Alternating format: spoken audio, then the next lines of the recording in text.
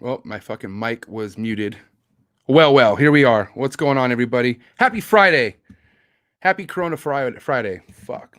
And I meant this, when I said Corona, I meant this kind of Corona. So chill the hell out. How's everybody doing tonight, man? Welcome to another sessions of Unfiltered Reptiles Podcast with me, your host, MJ, and then your other host, Stephen KUSH. And then we have a special host. Very special. Very special. Desiree Fanning. Hi, Desiree. Hey, guys. How you doing? I'm all right. You're all right? In there. Yep. Tough? Man, well, yeah, listen. Staying strong, man. We are stoked that you're here. I'm very stoked. I don't know if KUSH, I don't know if KUSH paid for this or delegate. I don't know. I don't know what we did to deserve this, but guys, we're here live in the live in the flesh here. Unfiltered Reptiles Podcast team. Before we get started, please do us a favor. Subscribe to the channel. Give us a like, give us a dislike, give us a comment, give us some sort of feedback. We deeply appreciate it. Shout out to our sponsor, Cold Blooded Cafe, freshest rats, rodents in the United States, in the world, man. I don't know. I don't really mess with any other rodent. In the world. No, in the world. Okay. In the world. So yeah, $30 flat rate shipping, which is, you can't beat that. I'm telling you right now, my snakes stay spoiled off the Cold Blooded Cafe. So you're looking at the team members right there, Desiree and Steven. Yes, but guys, we're really stoked for tonight's guest. First female guest ever on the Unfiltered Reptiles Podcast. Man, this is for all you girls out there. This is some girl power right here. You know what I mean? Because there's girl. I mean, dude, Desiree fucks with reptiles. I mean, Forrest did like to take a lot of the limelight off of her, but listen, no, she look at her page. She fucks with reptiles. She's game. And we'll, real quick, Desiree, how long? I mean, you've always been involved with the reptiles as long as Forrest has, right? I mean, straight from 15 years old, or? Well, yeah. I mean, when I met him, he was he only had one snake at the time. He had a Burmese python that was like 13 feet, and I was 15, and I was a little scared of it. It took me a few years to be like okay with reptiles, but he didn't stop, so they just kept coming and coming, and finally I was just like, all right, I'll just jump in and get used to it. I actually have a bachelor's degree in nursing and psychology, and I never so he always wanted me to have a backup just in case life happens. So once I graduated, he's like, hey, I need you to come run this rodent business. I'm freaking out. And since I graduated, I've been breeding rodents and bagging rodents and shipping rodents, and in the meantime, cleaning all his reptiles. And he would just buy new shit and be like, Dad, figure it out. I don't know what this is, but it's cool. I got to go to Africa real quick. I'll come back. Just let me know what you figure out. So I'll be back. Back. Fuck, dude. Jesus, I'm gonna miss that guy, dude. Fuck yeah. All right, guys. So Desiree's here, super stoked. We're, like I said, we know Desiree has knowledge. Look who her fucking man was. I mean, Jesus. So I'm super excited to have Desiree a part of this, especially because since we're bringing the first female on, now we have another solid female in the mix. So without further ado, guys, I want to welcome Janet Lee to the podcast tonight. Janet Lee, what's going on? Nothing much. I'm excited to be here for sure. Yeah, we're excited. Yeah. We're excited for sure. Kind of give us real quick, Janet Lee, a little breakdown. Like I said, look, guys, link in the description below for her Instagram. Was it Artemis _ Herp? Yes, or Artemis Herpetological. That's the official my company name. Okay. But yeah, the Instagram's Artemis Herp. Her Instagram is lit. I checked it out, and you guys need to check it out. So make sure you look at the information description below. But Janet, tell us a little bit of background information. Me and Janet were talking earlier as far as like she keeps some dream animals of mine, but kind of tell us what led you to that. Like, give us a little history of what's going on with Janet Lee. Well, my first pet was an iguana, and that was when I was in like 6th grade. So that got me into everything. I wasn't like allowed to have a dog or a cat. So yeah, I just had a reptile. And then after that, things just started, how it is. When you have one reptile, you must have another. Mm-hmm. So yeah, that's how I got there. But pursuing like a veterinary degree, that was something else. It's because I think back then no one knew very much about how to take care of iguanas back in the day. So I was like taught the wrong thing about feeding them. So my first iguana ended up having like kidney failure.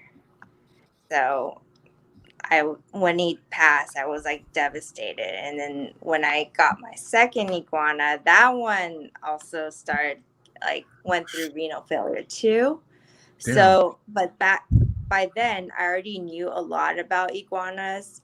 So when the vet actually looked at him, they thought it was what they call metabolic bone disease or something, but it wasn't. I told them to check the blood work and everything, and they found out it was renal failure. So yeah, I actually guided the vet to take care of everything. Right. Yeah, which was like crazy. So then I thought, oh, maybe I could be a vet. So yeah, I fucking know more than the doctor does. So hey, wait, maybe.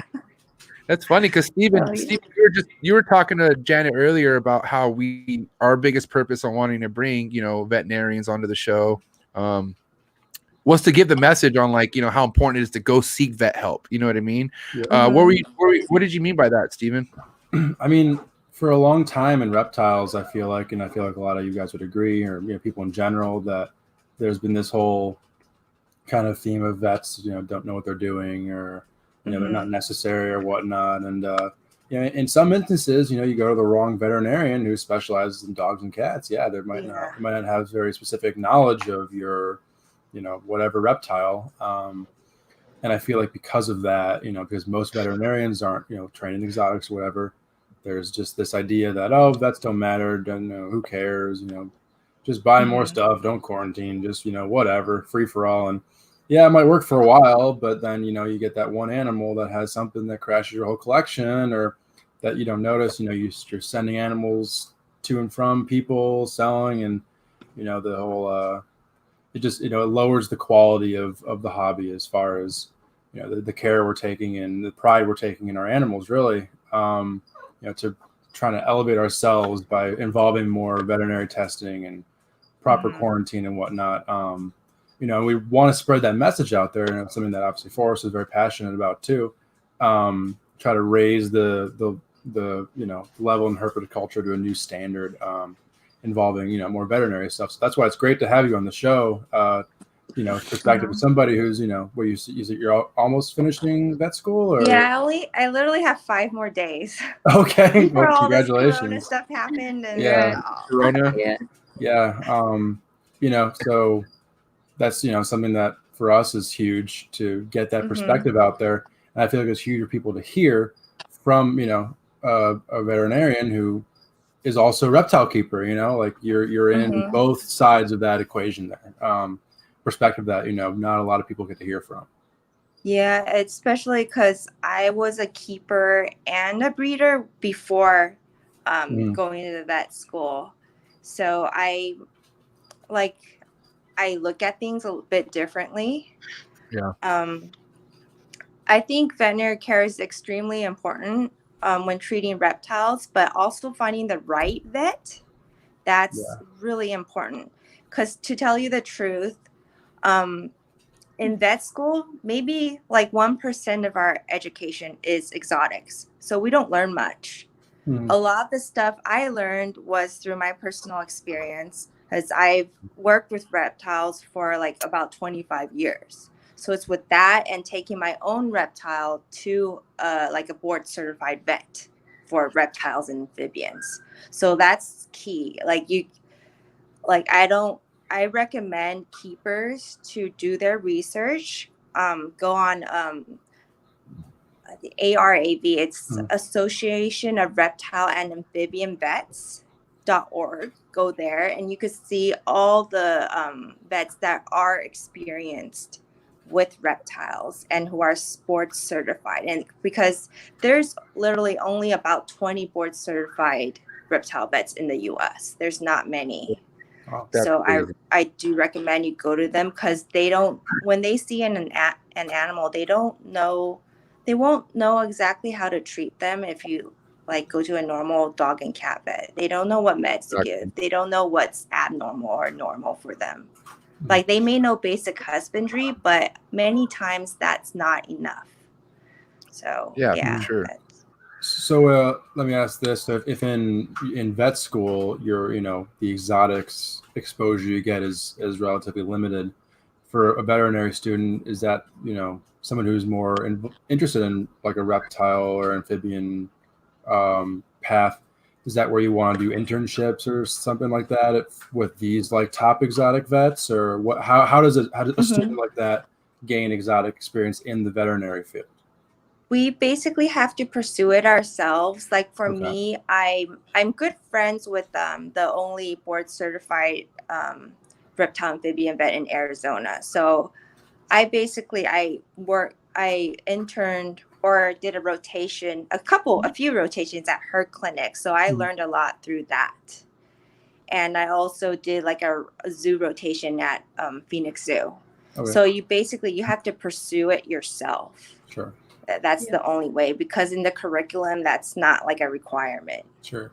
I bet for most institutions you'd be looking at, they'd be pretty accepting or happy to have somebody like you in that instance who is trying to seek out this kind of more niche approach.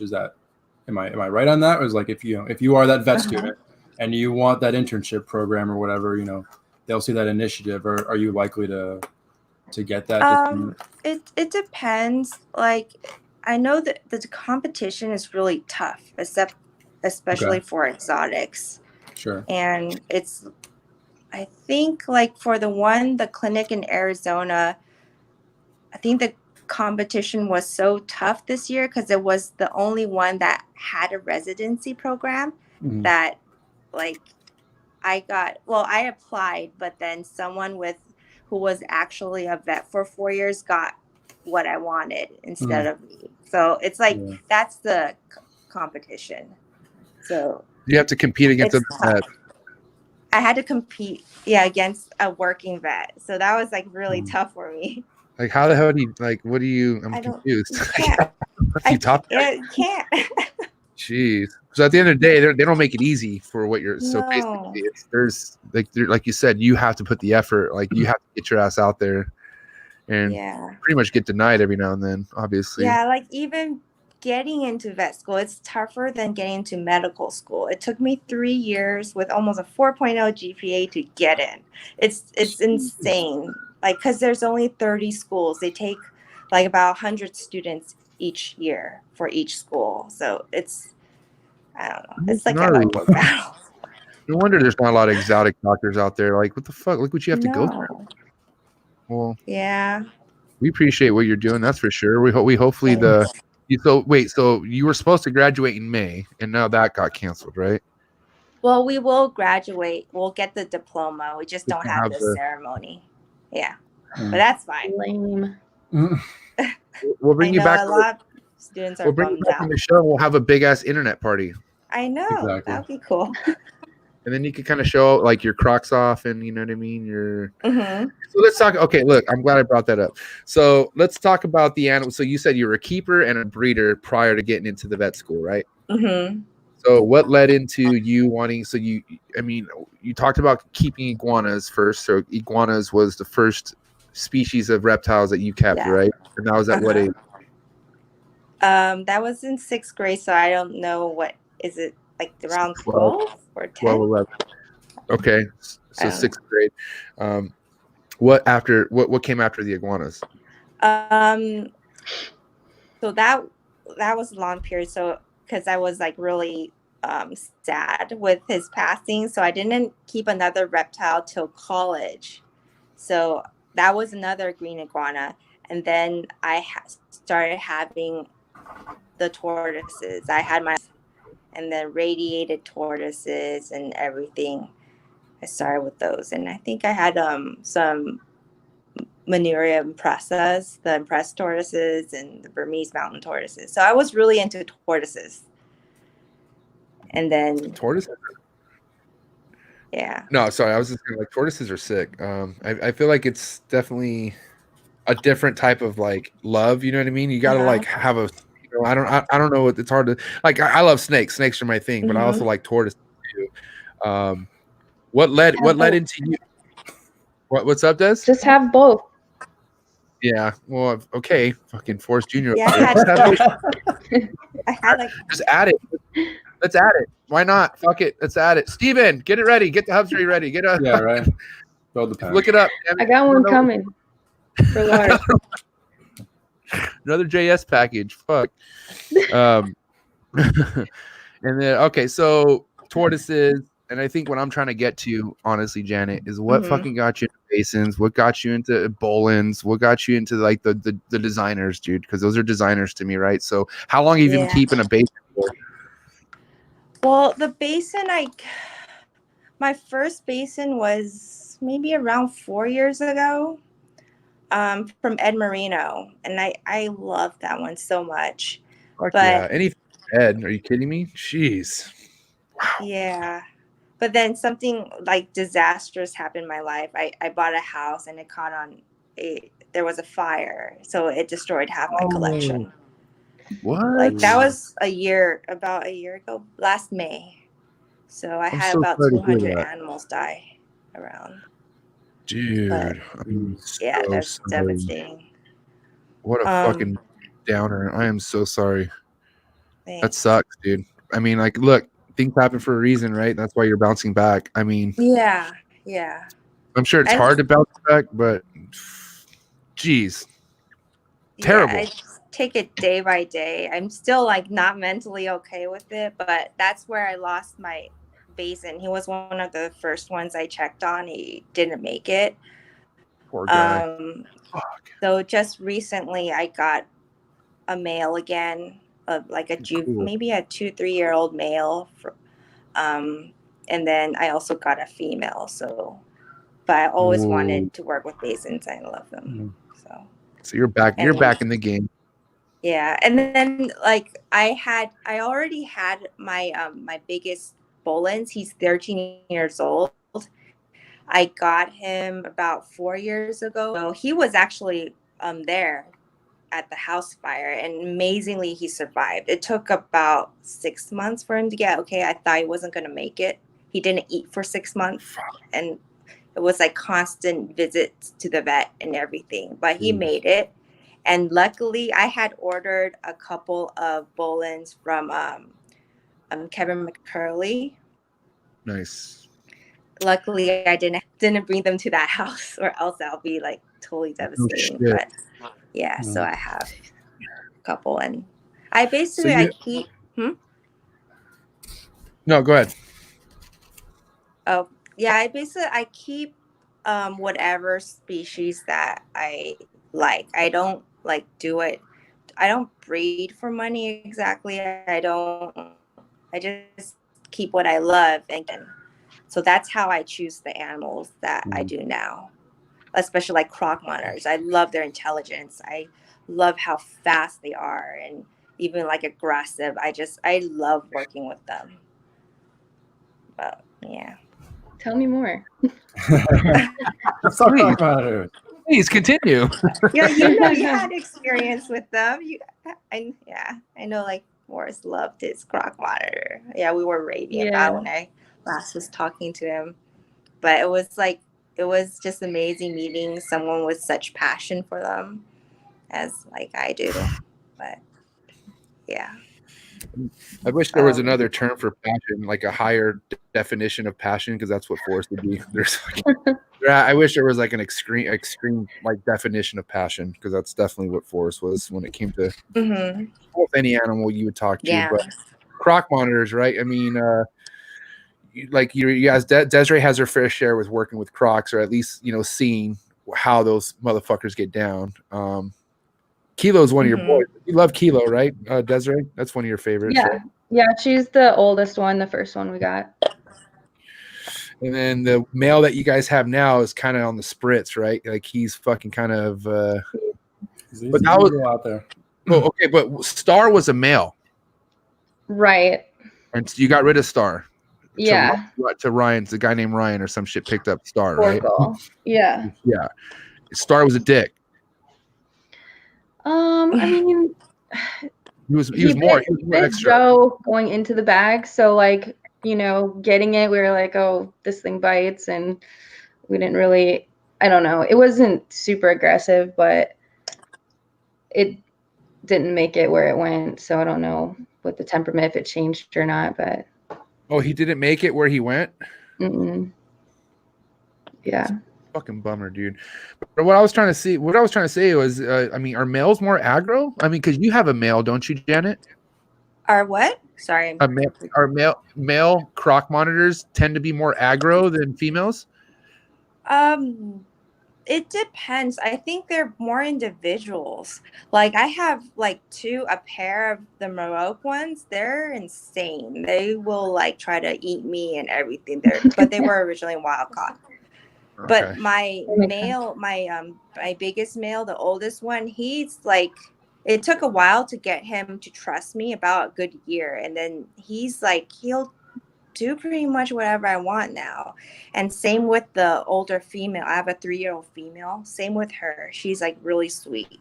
But I think it just depends on their personality, what they're used to and everything. But I think the difference between like captive bred or captive hatch versus wild caught it's a huge difference in how they act. Do you have any that were captive hatched originally? That's my biggest male, Char. Okay. He's over 7 feet now. I think he's like 7.5 feet. He's almost 3, but he's huge. Have you had him the whole time from baby? Yeah, I had him when he was around like 6 months old. Okay. And was he always relatively chill, or did you have to go through some sort of process to get him used to you or whatnot? It was like a long process because he was very flighty. And then one time, like I was feeding him and he accidentally took my finger as the mouse and bit me instead. Both of us got like freaked out. You still got your finger? He got my finger. You still got it? Is it there? Huh? I have my fingers. Okay, still. cool. Okay. Yeah, we were wondering. It's like, wait, how much? You have 9 now or what? Show us the nub. Their teeth tear through skin like nothing, sharper than a scalpel. I had to glue myself together. Oh my Lord.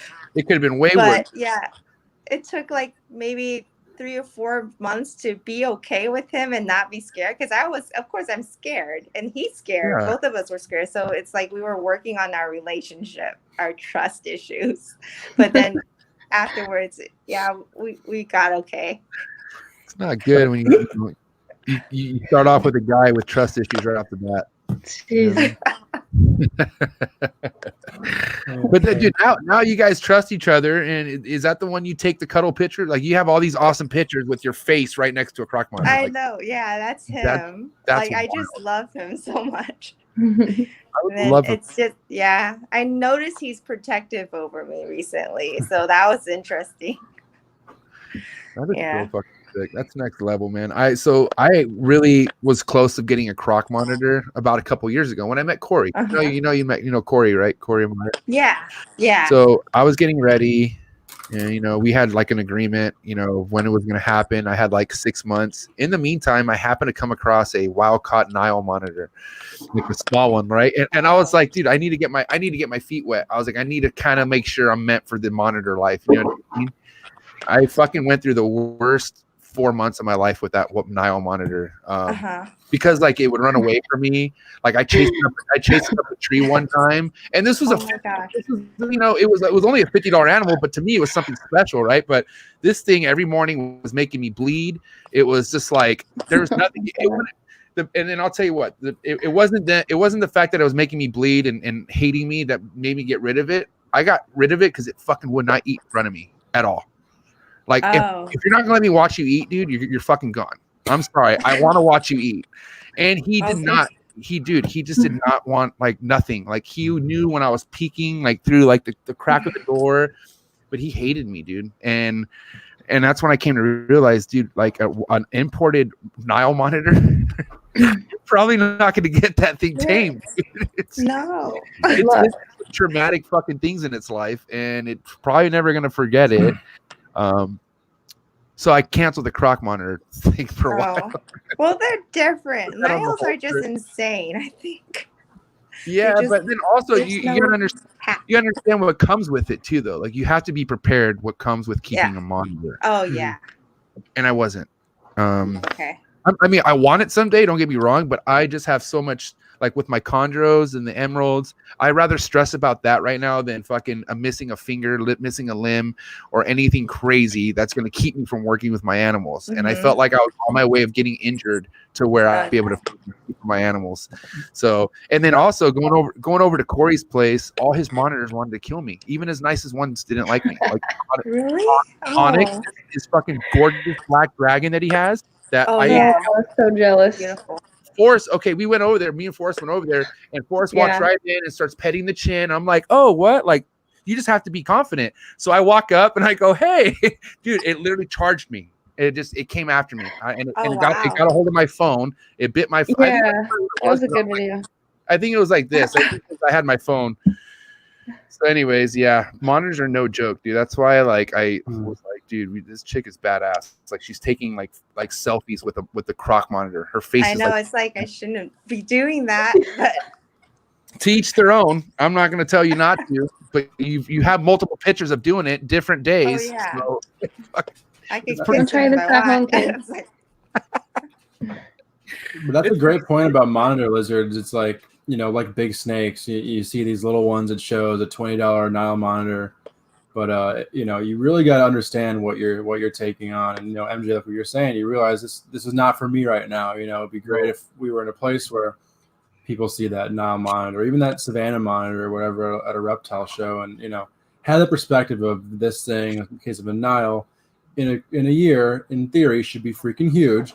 And can do very serious bodily harm to me. It's the same thing when you're buying a retic or something, but especially with monitors, even like a tree monitor can really mess you up. You know. Oh yeah. I know Des, you can attest to this. I've had some pretty bad tree monitor bites. I know you have too. Yeah.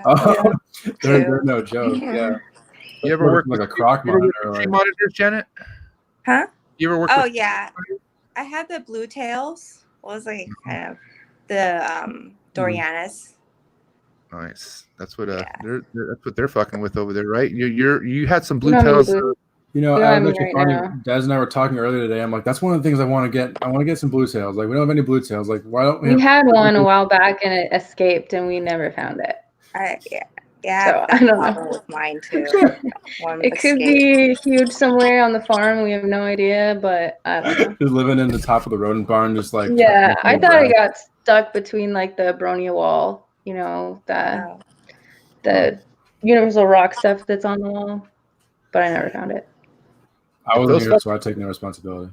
If those things want to hide from you, those things are fucking really like they could hide if they want to hide, and that's what sucks. I've had tree monitors missing for weeks, and then all of a sudden you just find them like basking on the top of lamps, and you just gotta sneakily just go grab it, and otherwise they just take off and it's over. I think that's I think that's why I don't like them like too much, because my black dragon, it was like I had some like frozen thawed rodents and he ate all of it. I'm like, what the? And then like he was just in the back of the room just staring at me, like licking his lips. I was like, what is But they like they're, I don't know. That's my next animal. They're more like used to people versus the tree monitors. They just want to run. So yes. I think the connection, I could tell you right now, the reason why I need a monitor in my life is because when you finally have a connection with the monitor, like you said, the trust, right? Once that trust is fucking there, it's like having a dog. It's a child. It's like my little, you know, people, there's dog people out there, right? There's monitors resemble like a dog in a way. Like it's almost like, you know, they'll come to you. You said you could have your mail, almost do whatever you want, right? It's like, I think it's fucking awesome. There's like kind of connection that you could have with a monitor. Yeah, I think like getting their trust is the most rewarding experience like ever. Like even more than a dog or a cat to me, because I feel like it's pretty easy to work with a dog or a cat, right? Yeah, like, but monitors, that's just like monitor, a different level. I don't know. I know there's people out there that still can't piss train their dogs for whatever reason. So Forrest was terrified of cats, so he would never. I don't blame him. Cats are fucking nuts. Little, big, all of it. We all seen Tiger King. Jesus. Right? I need to watch that. I haven't.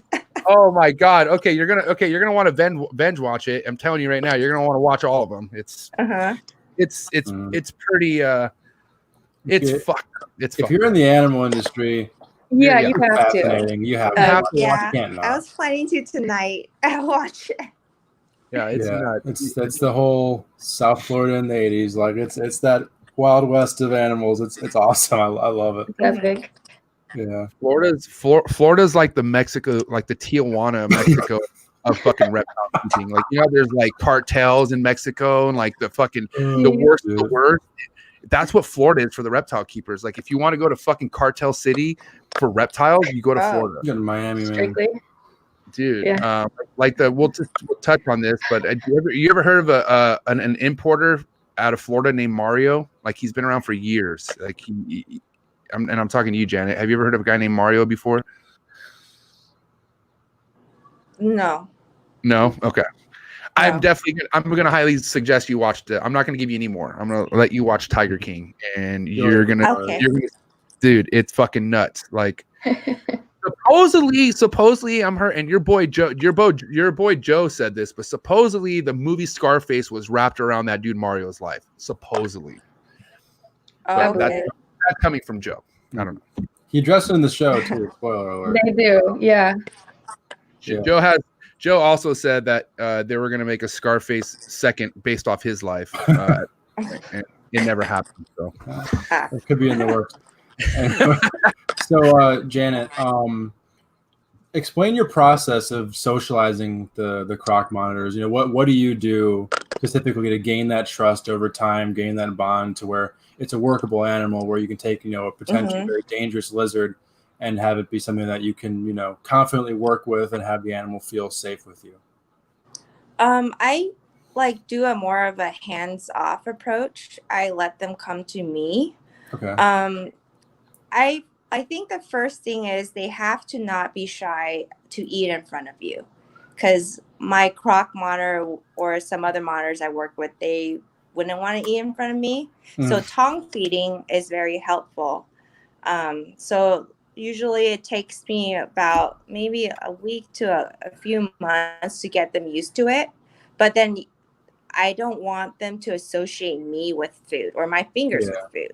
So a lot of times I change different sides of the cages or of the cage I use. So then they know, like, oh, I'm not food. Or I also, like, I don't, every time I open the cage, it's not because I'm feeding. I could be like working, like cleaning the water dish or something. I just try to spend more time around them, and also they could watch me. Like, I feel like when they watch me and like they know I'm okay, then eventually they'll come to me. Okay. So but, what would your that's how I do it. Okay.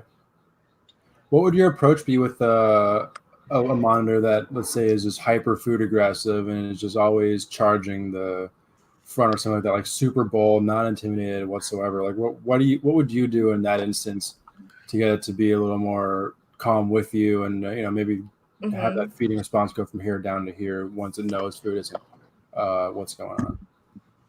Well, I think usually in that cage, when they're charging, they're so territorial. I would recommend like a bigger cage, like even a walk-in cage.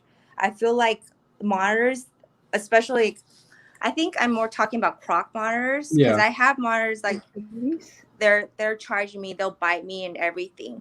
But once I get them into like a whole room, I give them the room and then I'm just in it. I let them do whatever they want around me. They usually get used to me.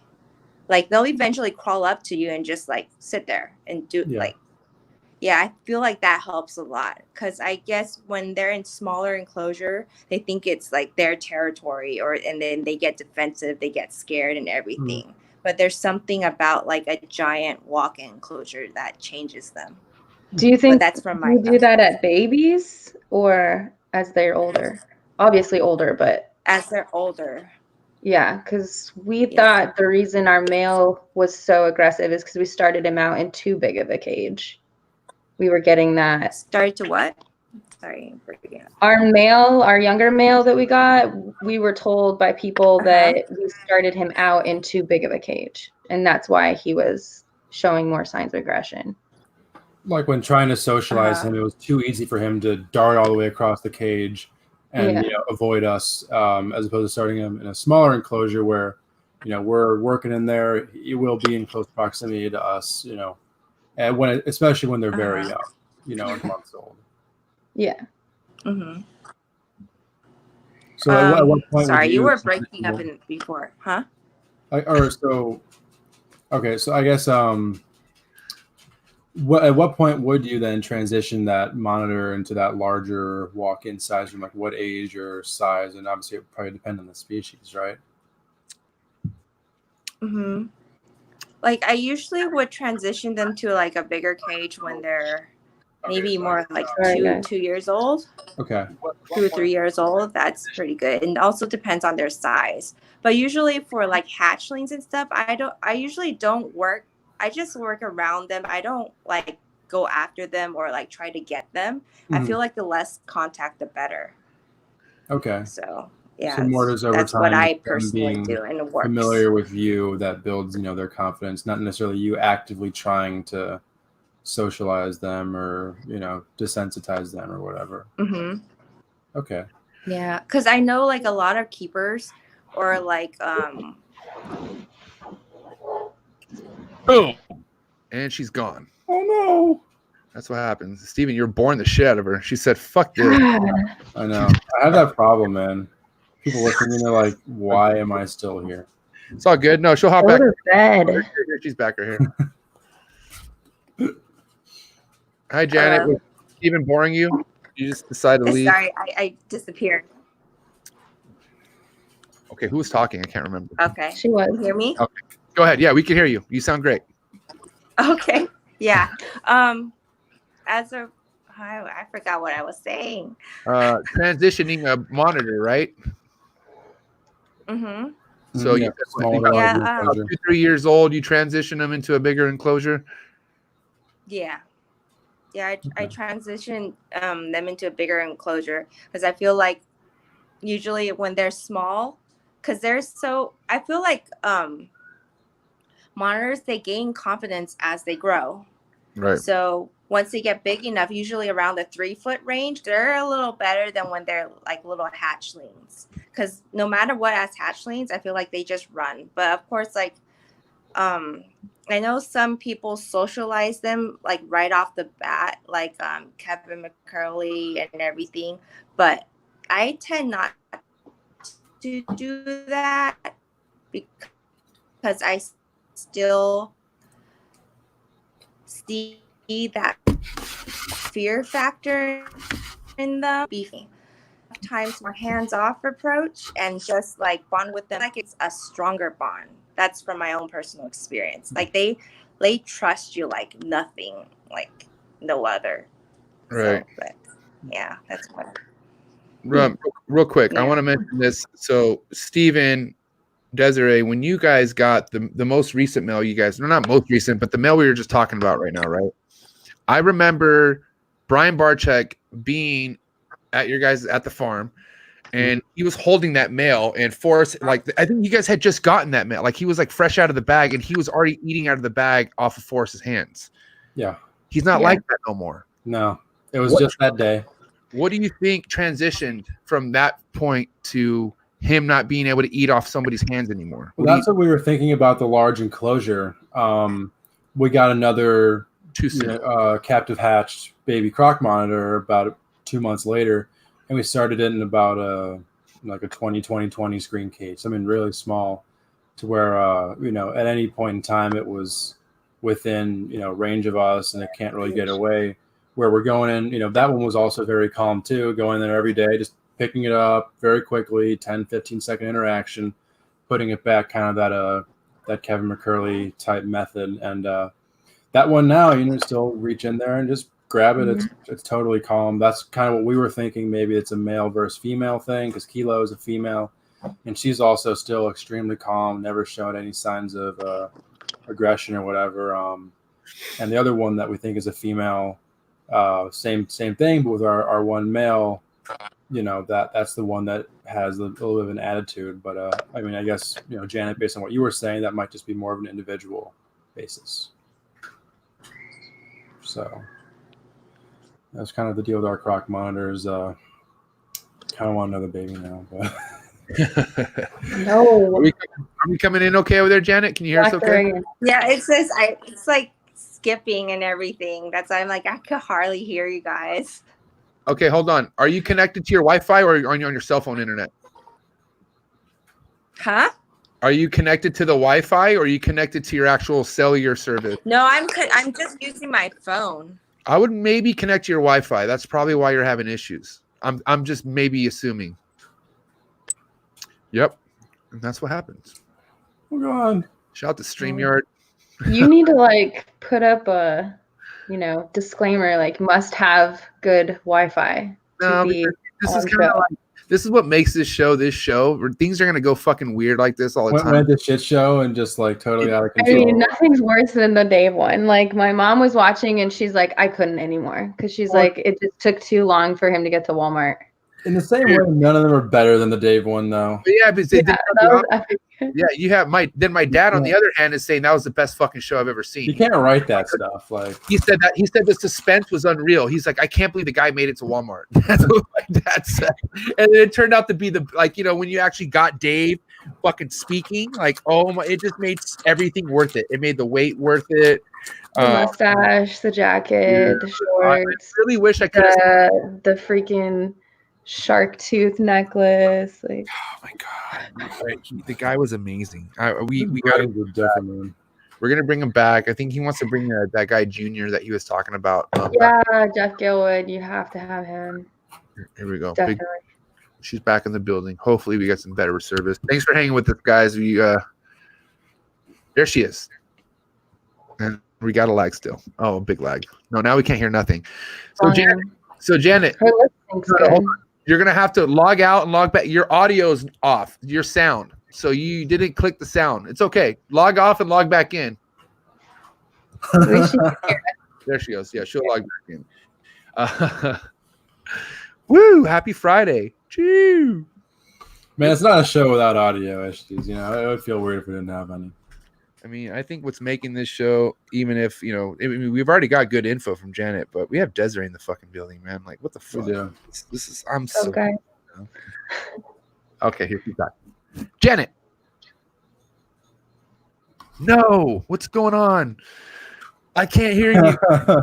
Mama, no, Mama. Okay, you have to enable the sound. So you have to enable the video and then the audio. She might need headphones. Oh, wait. Try headphones. She doesn't have headphones. So, yeah. Stoked Desiree's here. Baby Lars just turned 1. Current Lars status, right? Flipping everything over. Fucking dude's already an animal. We're stoked. Yeah. Seriously, you want to see the living room right now? This is Lars's work. Everything is flipped upside down. Yeah, it's and then the coffee table, he does that too. So not allowed to keep my stuff there during the day. All right, third time's a charm. Here we go. We have Janet Lee. Janet. Thanks O'Malley Morse, you guys. Huh? We're the best podcast on YouTube. Oh no. Oh, thank you. Even without the sound on. Janet. What's happening? I'm not sure what's happening with your sound, Janet. I don't know. Oh. Wait. Oh. Now, guys, just a reminder, when you want to listen to this on Buzzsprout, you can just skip through this shit. So don't worry about it, just so you guys know. This is much more of a visual experience right now, this portion of the podcast. You're going to watch it on YouTube. Okay. So there's obviously something missing. There's a link. Okay, there's something missing here. We have to do what you did before that. Conspiracy. Okay, so, okay. Are you still on your phone or are you on a computer? On the phone. She's on the phone. I don't know if you could get to a computer, but if you can't, that's fine. What I would do is maybe log off and then go to the link that I sent you in the email. Try to click through that again. And then that should, then it should say, hey, do you want to let your audio in and do you want to let your video in? You have to hit yes on both. And then it should let you in after that. I'm good at wasting time, so don't worry. Go ahead. Get out of here. All right. What's up, guys? Desiree and Steve. What's up, MJ? What's going on? How's the produce over at Cold Blooded Cafe right now? Tell me a little bit more about that. It's booming, man. Dude, so check it out. They have mammoths. So listen, if you have things that are spoiled off fucking big rats, they have mammoth rats, okay? XXL. XXL. The big ones. Fucking Jesus, man. Steven, what's going on with your scrubs? Is there anything cracking off right now, or are we still just like waiting every day? This female's pissing me off. She's sitting fucking beehive in her lay box, looking all dark, all pissed off, and she's like, "Nope, I'm keeping the eggs." That's about it. You removed the milk? That was removed? I've been gone for a couple months now. Once she went to her pre-lay shed, I pulled him out and I palpated her. I feel 10 big eggs in there so far. So fingers crossed. Hopefully they're. All right, I'll take it. Shit, I'll take 10 or 11 over 10. Oh No. Oh, Yay! wait. Yay! I heard you. Oh God. Okay, good. Oh. Perfect. It's laggy, but at least we can hear you again. I don't know what the hell that was. Okay. I'm sorry. It's not that bad. No, it's not you. Don't worry about it. It's stupid service everywhere. That's how it works. Steven's fault. Are you connected? Are you connected to your Wi-Fi, Janet, or did you connect to your cellular service? Now I'm on Wi-Fi. Oh, cool! I just saw your lips move when words. It's all synced. Yes. Good. Yes. Wow. Yeah. Oh, Oh okay. my God, we're in sync. We're super Justin Timberlake right now. Hmm? All right, cool. We have Janet back, guys. Over. I tried to tell a joke and it didn't work. Okay.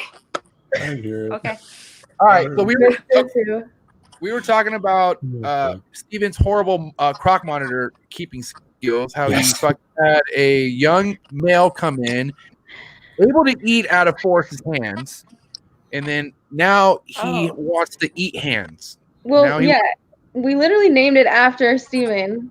Named it KUSH, and he just wouldn't train him. Wouldn't just well. Mm-hmm. What do you think, Janet? What do you think what do you think went wrong? Do you think it was the big enclosure too soon? It was probably me, for being honest.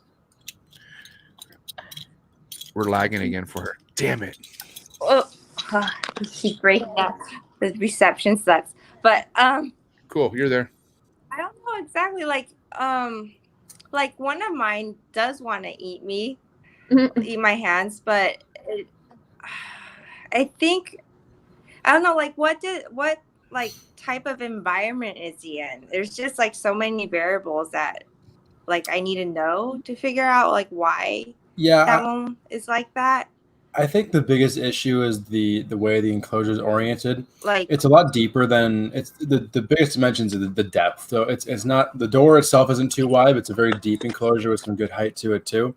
So it can get into the back of the enclosure, and as the person in the front, you really can't reach it back there very well. So it was really easy for it to bolt away when it was young. Okay. But yeah, I mean, even from the first day we had it in there, it was, kind of huffing and puffing a little bit and real flighty. It was really interesting that, right out of the bag, it was super friendly. We were doing this little game where it would jump on somebody and run around your shoulders and would jump onto somebody else. It was pretty fun. And then, just put in an enclosure that we thought made us be a little too big. Or, the larger dimension probably should have been the opening of the enclosure, not necessarily how deep it was. So but I don't know. Yeah, it just got very defensive and flighty from the first day it went in that enclosure. Oh, you probably have to change the enclosure or something, or maybe I'm not sure. Sorry. Like are you able to like fit in the enclosure? Like, can you just sit there with them? No, and it's just a little like too let I small. think you could. Is it like? Not me. Steven's a No. fucking 6 foot. Oh, okay. No, wait, Steven, Yeah. how tall are you? Steven, you're 6'2" or 6'3"? 6'3", maybe 6'4". I could say on the internet I'm 6'4" and get away with it, I think. Whoa, you're just trying to show off now. What else are you gonna do? I'm not gonna say I'm shorter than I am. Like Steven's a dog. Steven's a dog. 6'3.5", get it right. Okay, I'll take it.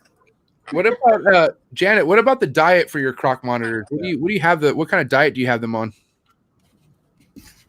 Oh, it's like super varied. I feel like chicks, like chicken, like thighs, breasts, whole fish, like little sardines. I also feed tilapia, rodents, of course. With I feed my big one rats, like maybe a medium rat and stuff like that. Think sometimes I feed quail, but they don't really like quail that much. Certain ones do, but yeah, I give them an extremely varied diet.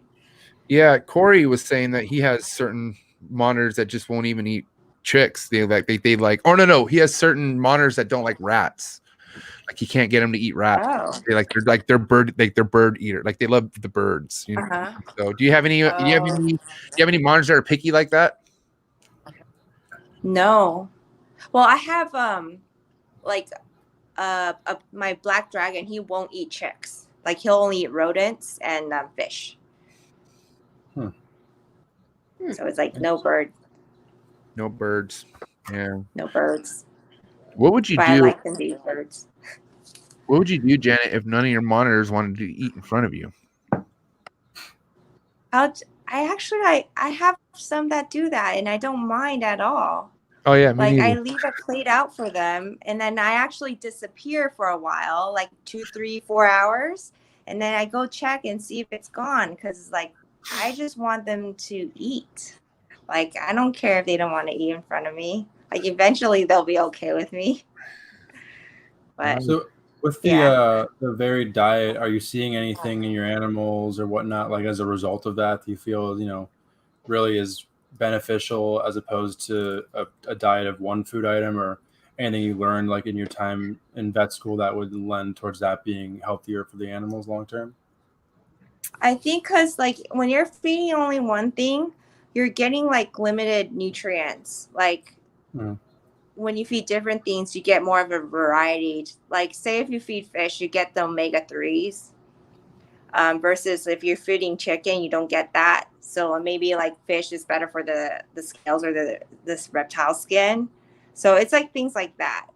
Okay. So it's always good, like even with like snakes and stuff, like say Drymarchons, it's good to feed a varied diet for them. So yeah, it's always good. It's like you wouldn't stick to one food all your life. That's not good. Then I guess along the same lines, are you doing anything as far as supplementation or like UV lighting or anything with your monitors? Well, I do use the it depends on the caging, but I always give the full spectrum UV A and UVB lights for them. I like to use the high output ones. Especially like I think it's the LEDs. Those are really, really nice because I have a solar meter. It actually measures. So make sure it's perfect.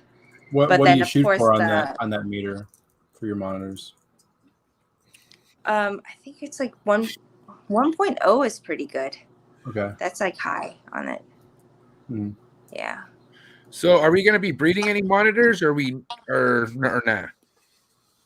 I tried both my pair of croc monitors. They were breeding, and then the female did seem gravid, but then I think she resorbed the eggs.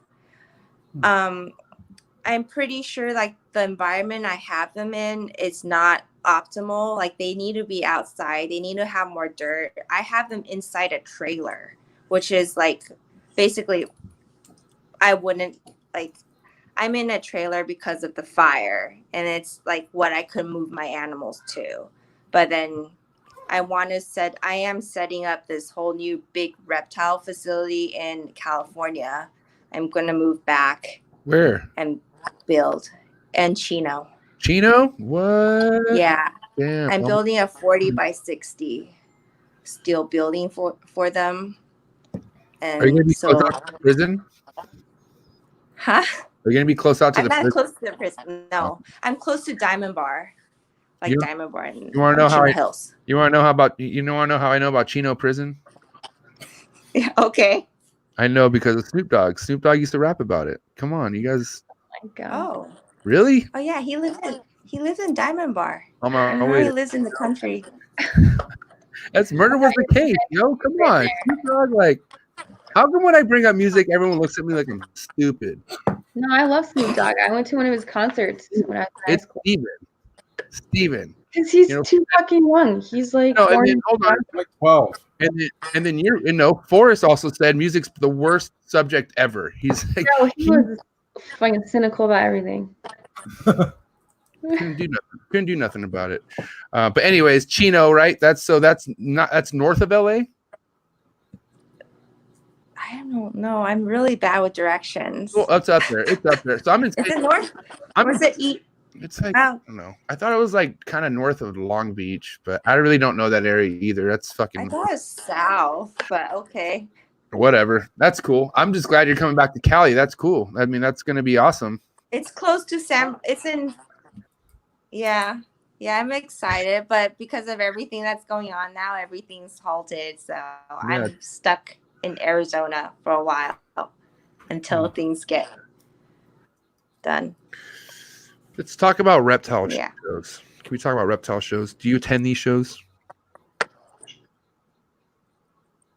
Damn it, we have lag. What? Can you hear me? So this is what Dave had to go through. Poor fucking Dave. Huh? I thought Dave was kidding this whole time. You're frozen. Okay. We're frozen. Am I still frozen? No? Am I coming in okay? I can hear you, but you're frozen. Okay, let's just hear me. Don't worry about looking. Okay, now you're looking at me. Yeah, I feel like looking at whatever you're looking at is messing you up. So don't even look at it. I'm saying, okay, so let's talk about reptile shows. Right? Are you familiar with going to reptile shows? I mean, has that been something you've been a part of for a while? Yeah, I've been since 2015. I did vend for the Phoenix Reptile Show once. And then after that, I was helping my friend John Cashman bend for his retics and stuff like that. So, and I do sell some animals there too. So I've been around as a vendor, but I always went to shows as a kid too. So, what were the shows you went and vended at? Like, did you go to Tinley and Arlington, the big shows? I didn't vend at Tinley, but I went there for fun. I vended at the Pomona show, Anaheim, San Bernardino, San Jose, San Diego, mostly all the west, the western states. The super shows, exactly. Yeah. Nice. Yeah. I was supposed to go to a fun trip to Tinley and fucking turn into a goddamn chaotic mess. I know. I wanted to go too, but yeah. Turned out to be, it worked out. Worked out in my favor. I was not ready for that. I don't blame you. That would have been a lot of fucking in your face type shit, and I don't blame you for that. I selfishly just wanted to go hug Desiree and Steven and Lars. I could have been fine with that. I would have left right after that. Yeah. I was pretty much just going to be in the hotel room the whole time. So I would have found that. No, I'm just kidding. I was going to have a guest list of who I would see that could come by. It was just too fucking much. I feel you, dude. Well, look, it didn't. For unfortunate events, it didn't happen, but it didn't happen for a reason. We're gonna have Tinley again. God forbid, where Tinley's gonna happen, and when it does, I'm sure. Look, Desiree's here now. I'm sure it's gonna be fucking hot and heavy, and I can't wait to see Cold-Blooded Cafe's fucking, Steven's face. Hopefully, he'll be alive, fucking and awake, and fucking there. Hi, Steven. So Janet, real quick, we tease Steven a lot because the guy does not sleep. He's fucking an animal. He works day in, day out.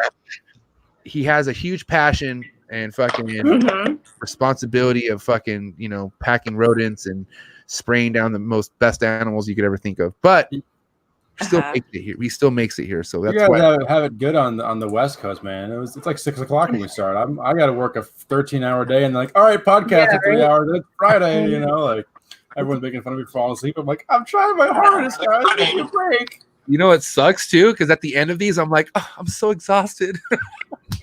It's Steven's 3 hours ahead of me. It's like 12:30 in the morning. I'm like, God, I just want to go to sleep. Who's really the silver spoon? Damn. He is. Tables have turned, MJ. All right, let's focus back on Janet. All right, anyway, podcast. Anyway, back to what's important. So Janet, we were speaking about, you breeding Crocs. Fucking, yeah. I think she reabsorbed, and I understand what I have. I have a question for you. Okay, you and I both have been to Corey's facility, right? Yeah. He had, if I'm not mistaken, 1 but 2 females that fucking look bloated as shit. I'm talking about they look like they were gonna pop. Okay, nothing happened. Yeah, they resorbed. What the fuck? I mean, are you gonna blame it on that environment? Because look at the space they have. They had the perfect environment. Yeah, dude, that shit. Because I was talking. Yeah, I was talking to someone who has successfully bred them in Indonesia. Like he used to live in New York, but moved to Indonesia. And he says it's something with the seasons, like the weather, that makes them able to like lay and everything. So I think that's why croc monitors are difficult to breed. I think it's something in the weather. Same with Bolins, probably. Same with Bolins, you think? Yeah. Yeah. It's like there's something unless you can mimic fucking Indonesia, it's not gonna happen probably. Yeah, maybe mimic the barometric pressure or something like that. That's why we need to travel. We need to travel to Indonesia and pick up some of their dirt and just bring it back with us. Exactly. Some of their leaves. I thought about that. I'm dead ass serious. Dude, think about talking to a breeder who's been successful and be like, "Yo, can you give me that substrate that they used? Give me their fucking and ship it to me." And then give me the trees. My God. Dude, but hey, some people have been getting some crazy ass exotic leaves like that fucking shipped to them. Like they've been getting some real deal stuff. Like I forgot who it was. But anyways, that could probably be it. I don't know. But it really, because I got really stoked for Corey when I saw those 2 females. I was like, oh, for sure they're gonna lay. They looked huge, like they looked gigantic. And every day I was bugging him. I'm like, hey, did they lay? And he's like, no, man. And I just stopped, and now. Yeah. Does Corey's place have indoor outdoor? No, it's like indoor. No, but he also has the sun. He has like the sun. Yeah, coming in. Yep. So he does have natural daylight coming in on them. So it's like outdoor. He has I forget, it's 20, 30 feet tall. Like, and they're always these monitors are always at the top. They're always chilling at the top for the most part. Unless they're breeding, then they're kind of like mid or at the bottom, but they're at the very peak. So that shows you how big a 7 to 8 foot croc monitor crawls up the tallest point of a tree and just chills. And like, it's fucking bizarre, bro. Like those things are it's amazing seeing those things in action. When me and Forrest got to go visit Corey's place, to be around a 7 foot croc monitor, it's like a living dinosaur. It's nuts. And especially if there's one that's kind of aggro, like that's when your shit kind of like the hair on your arm stand and you're like fuck, I'm not trying to go there. Because like Janet was saying earlier, they're fast. They're so fast. Like, oh God, they're so fast. In a blink of an eye, you've gotten the one they bite. can run around you. Like, it's crazy. Have you? Okay, let's talk about that. Have you ever had one just run around you? Like, well, one time my male went a little crazy, and he just like went from one side to the other, like in an instant. Like I barely had time to close the gate behind me. Like it's just like a blink of an eye.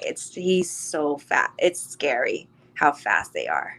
It's like a velociraptor running. I don't know. I never met a velociraptor, but It's like you go into work with a croc so monitor fast. expecting them to have all the potential, like prepared for it, and then it happens. You're like, shit, I wasn't prepared for that. Like that's even faster than I could imagine. Yeah. I'm Like I'm prepared to get bit all the time. Like I just don't care anymore. for real. Yeah, you gotta get past that. You just got to be ready for it, because if it happens, you're not going to freak out as much, but then you kind of will. But the time we lost our tricolor. wait, what? What'd you say? We lost our tricolor monitor for a little bit, and we walked into the room, and it was on the cage, and I just like bare hand was just going to grab it, and Steven's like, "Don't do that. He's gonna take your hand off." I was like, "I had to get it," but I didn't do it. Yeah. And then guess we caught it eventually. And then you told Forrest. Yeah, I know. Get out on his watch. Great teacher. I'll never forget. He's like, dude. He's like fucking Steven. He lost a tricolor, and for like 2 weeks, and he's just now telling me like, what the fuck? I'm like, yeah, you probably had a good reason, bro. I didn't lose a tricolor. You lost a tricolor, my friend. He left the door open. But he did. But did Forrest not realize that he lost it, and he's just blaming you? Or? Yes. Oh wow. Nothing ever was his fault. Oh, God. Other than the blue tail, the croc monitor, what other monitors are you working with, Janet? Lace monitors. I have the bell phase, a pair of bell phase, and also just the wild type. Black dragons, a pair of that. I'm getting a pair of spinulosas from Joe that's coming in. Where is Joe? Joe's supposed to be up in this piece. He's like, oh, let me call in during Janet's fucking interview. I was like, someone text him. Is he texting you? Don't send him. No. Oh, I said you. Oh. So how are those lace monitors? Talk about those. Let's talk about we don't have any. We want some, but how's it like working with lace monitors? For real. They're fun. I feel like they're more bold than like the Salvatores. Okay. Like they're not afraid to come out and like huff and puff, stuff like that. That's how my bells phase are. Okay. They're like bold. But then the wild type one is a lot more skittish. I don't know why. But like all of them came from Dawn Church and they're unrelated. Everything. Okay. But mine aren't like that big yet. They do grow pretty fast, but not as fast as croc monitors. Yeah. They're relatively good eaters and everything, but like I feel like I haven't been worked with them that long to really like say anything. Sure. Really, I've had them maybe about like 8 months or maybe more, a little more than that. Okay. But they're very nice to look at. Yeah, they're great. Are they the only Australian monitors you have? Yeah, and I really want Spencer's monitors. I'm trying to get those, like a pair of those. Yeah. I mean, are any of them in the United States?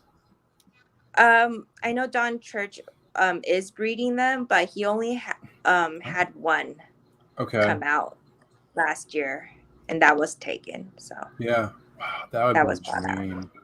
Yeah. Yeah, I love, and then of course the Parentes. Yeah, that's my favorite. Yeah, we were at Reptile Gardens a couple weeks ago. Got to mess around with a Parenti. That was a life-changing experience. That thing was amazing. Yeah, you're welcome. I've never seen one in person yet. Yeah, no, they're amazing. You know, you see pictures of them and you see them in person, and that awe factor carries over. They're something else. You know, their facial structure is just so different than any other monitor. It's almost like you take like a Kimberly Rock monitor and just blow it up really big. Oh wow. Yeah, really long necks, kind of more slender snout. And then the coloration obviously is, you know, there's no other monitor that looks anything like those. They're amazing. One day I'll get them. Right? Yeah. That's I'm on the list too. Oh really? Yeah. We'll get them. We are. Yeah. How would you compare the laces to say the Crocs or a blue tail monitor or something like that? How do they compare? Yeah, just like temperament wise, or just, you know, keeping, you know, like just compare and contrast the two. Like if the two, like the more like upper echelon, you know, experienced keeper monitors. Well, definitely croc monitors are for the most experienced because of the damage they could do and how fast they are. And they have, I feel like they have the worst attitude when it comes to it. Okay. Blue tails, they're just more flighty, but the croc monitors are flighty too, but it's like they could cause a lot less damage. And then the blue tails, they tend to want to hide more. Okay. And they're not as bold as a croc monitor. Like a croc monitor, they will charge you. They have no problem doing that. Yeah. But like the Dorianas, the blue tail, they don't really do that. Okay. I think the easiest to work with are the lace monitors. They're just more, I feel like they're a lot more relaxed. They're not afraid to eat in front of you. I mean, they will still run if you try to reach out for them when they're like babies, but they're a lot more comfortable. I think out of everyone, I think the Salvatores, the water monitors, they're the most calm. Yeah, for sure. Out of everyone. Yeah. Like they'll come up to you and everything. Yeah. Yeah, we really want some black dragons over here. Are those the only monitor species that you're keeping currently? Oh, I have the T positives too. A pair of those. Water monitors? Okay. Cool. Yeah, and then also a sulfur. Okay. Do you have any experience with any African species of monitor? No. Well, do you mean like the black throats? Yeah, like black throats, white throats, Niles, any of those. Yeah, I kept the black throats and white throats. They're okay. I think I just don't like their body build as much. I like long and lean. I feel you. I like the long. Yeah, they're definitely very different animals. Really different. Yeah. And I think I don't like their smell. They have a maple syrup smell that's hot. I don't know if you noticed. What? Okay, it's new. They do. When they poop, there's that smell. It's weird. Never noticed that working with black throats. Never? No. I guess I don't smell reptile poop enough. I'll make a okay. Like I'm not a maple syrup guy. Guys aren't as detailed as women, I think, because I would do the same thing. I'm like, there's something wrong with this poop. Like it's bad. It smells. Like smell everything. You learn everything that's wrong with it through the poop. Well, you can tell, like, yeah, that's messed up, or like, oh, that smells like maple syrup. That's not generally a reaction. Hey, don't judge a man. Don't judge a man's penis. No, next time, I'm telling you, when you pass so oblivious to this monitor, smell it. I can smell pretty legit. Okay. But I don't know about maple syrup though. Maple syrup coming out of a monitor. Yeah, smell them next time. You'll smell it. that will ruin any pancake French toast session I would ever want because of that. True. You'd get demolished. So we just talked about your sulfurs and your Asian water monitor, right? So other than the bells, the crocs, those two. Those are all the monitors you keep. Is that correct? What do we miss something? No? Think about it. Okay. The Bolins, you have one big ass 13. You have a 13-year-old Bolin, right? And that was a female or a male? Male. Okay, so male. And then you have what is the two that you have two smaller ones from Kevin, right? Yeah. What are those? Is that 1.1 or? Yeah, 1.1. Okay. Yeah. And the basins. And the basins, right? And then what else is there? I have a lot of half my collections are retics. So I work with a lot of retics. Let's talk about it. Yes. Because that's kind of what I started with. All right, let's get into it. So, what's your take on super dwarfs? I'm not frozen. I like them. I like the locality stuff. And then they are like the way of the future because they're smaller. More people want to work with them and stuff like that. But I prefer mainlands. I personally prefer them. They're just. What's your favorite mainland that you keep? I don't know. I love my blonde super tiger female, but she passed, so I'm just really bummed out about it. But I really love them. She was my first. But retic, yeah, I have about 12 retics. I'm huge. I love retic. Retics are but I also realize how much fucking mainland retics too big for me. They take a lot of space, dude, and you know they deserve that space. And the last thing they do, man. And so I had to kind of get realistic, and I ended up I have a good lineage of dwarf bloodlines in my retics. So a lot of my females are on the smaller side, and then I keep like one pure super dwarf, 75% super dwarf, and it's on the smaller end too. And then I have one mainland. I have one mainland that's like, she's a beast, dude. Like she's busted through my screen window and escaped for 2 weeks. Oh my god. Yeah, I mean she's a sweetheart too, but she's just super beastie. Like, pretty sure a few cats went missing while she was gone. You know what I mean? Like, yeah, I felt terrible. Good you found her. I did. Yeah, I heard neighbors were crying for like about a day and a half. I didn't know what the crying was about, but it made sense when I found my snake and there was lumps like this. Neighbors, if they're watching this, don't sue me. No, nobody knows where I live, so fuck off.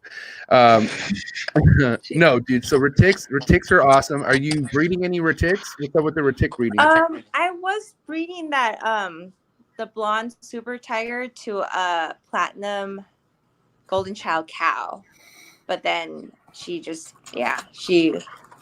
passed. But now I'm doing something like I'm like trying to make a bat eater, which is I don't know why. Why? What do you mean? I'm breeding a pearl berm to a blonde tiger male. All right, I'm gonna throw my little secret out there. I'm doing a lavender Motley tiger. Motley. Motley, sorry. Thanks, Desiree. Fucking correct my English. Dude, Steven does it to me all fucking day long. It's all good. I need somebody to do it. Forrest would just let me be incorrect. Forrest would never correct me, and you'd be like this.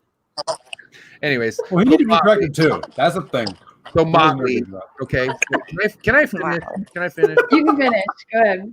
No. All right. So I got a male who's a dwarf, right? A lavender Motley tiger, and I'm pairing him to a hypo leopard Burmese.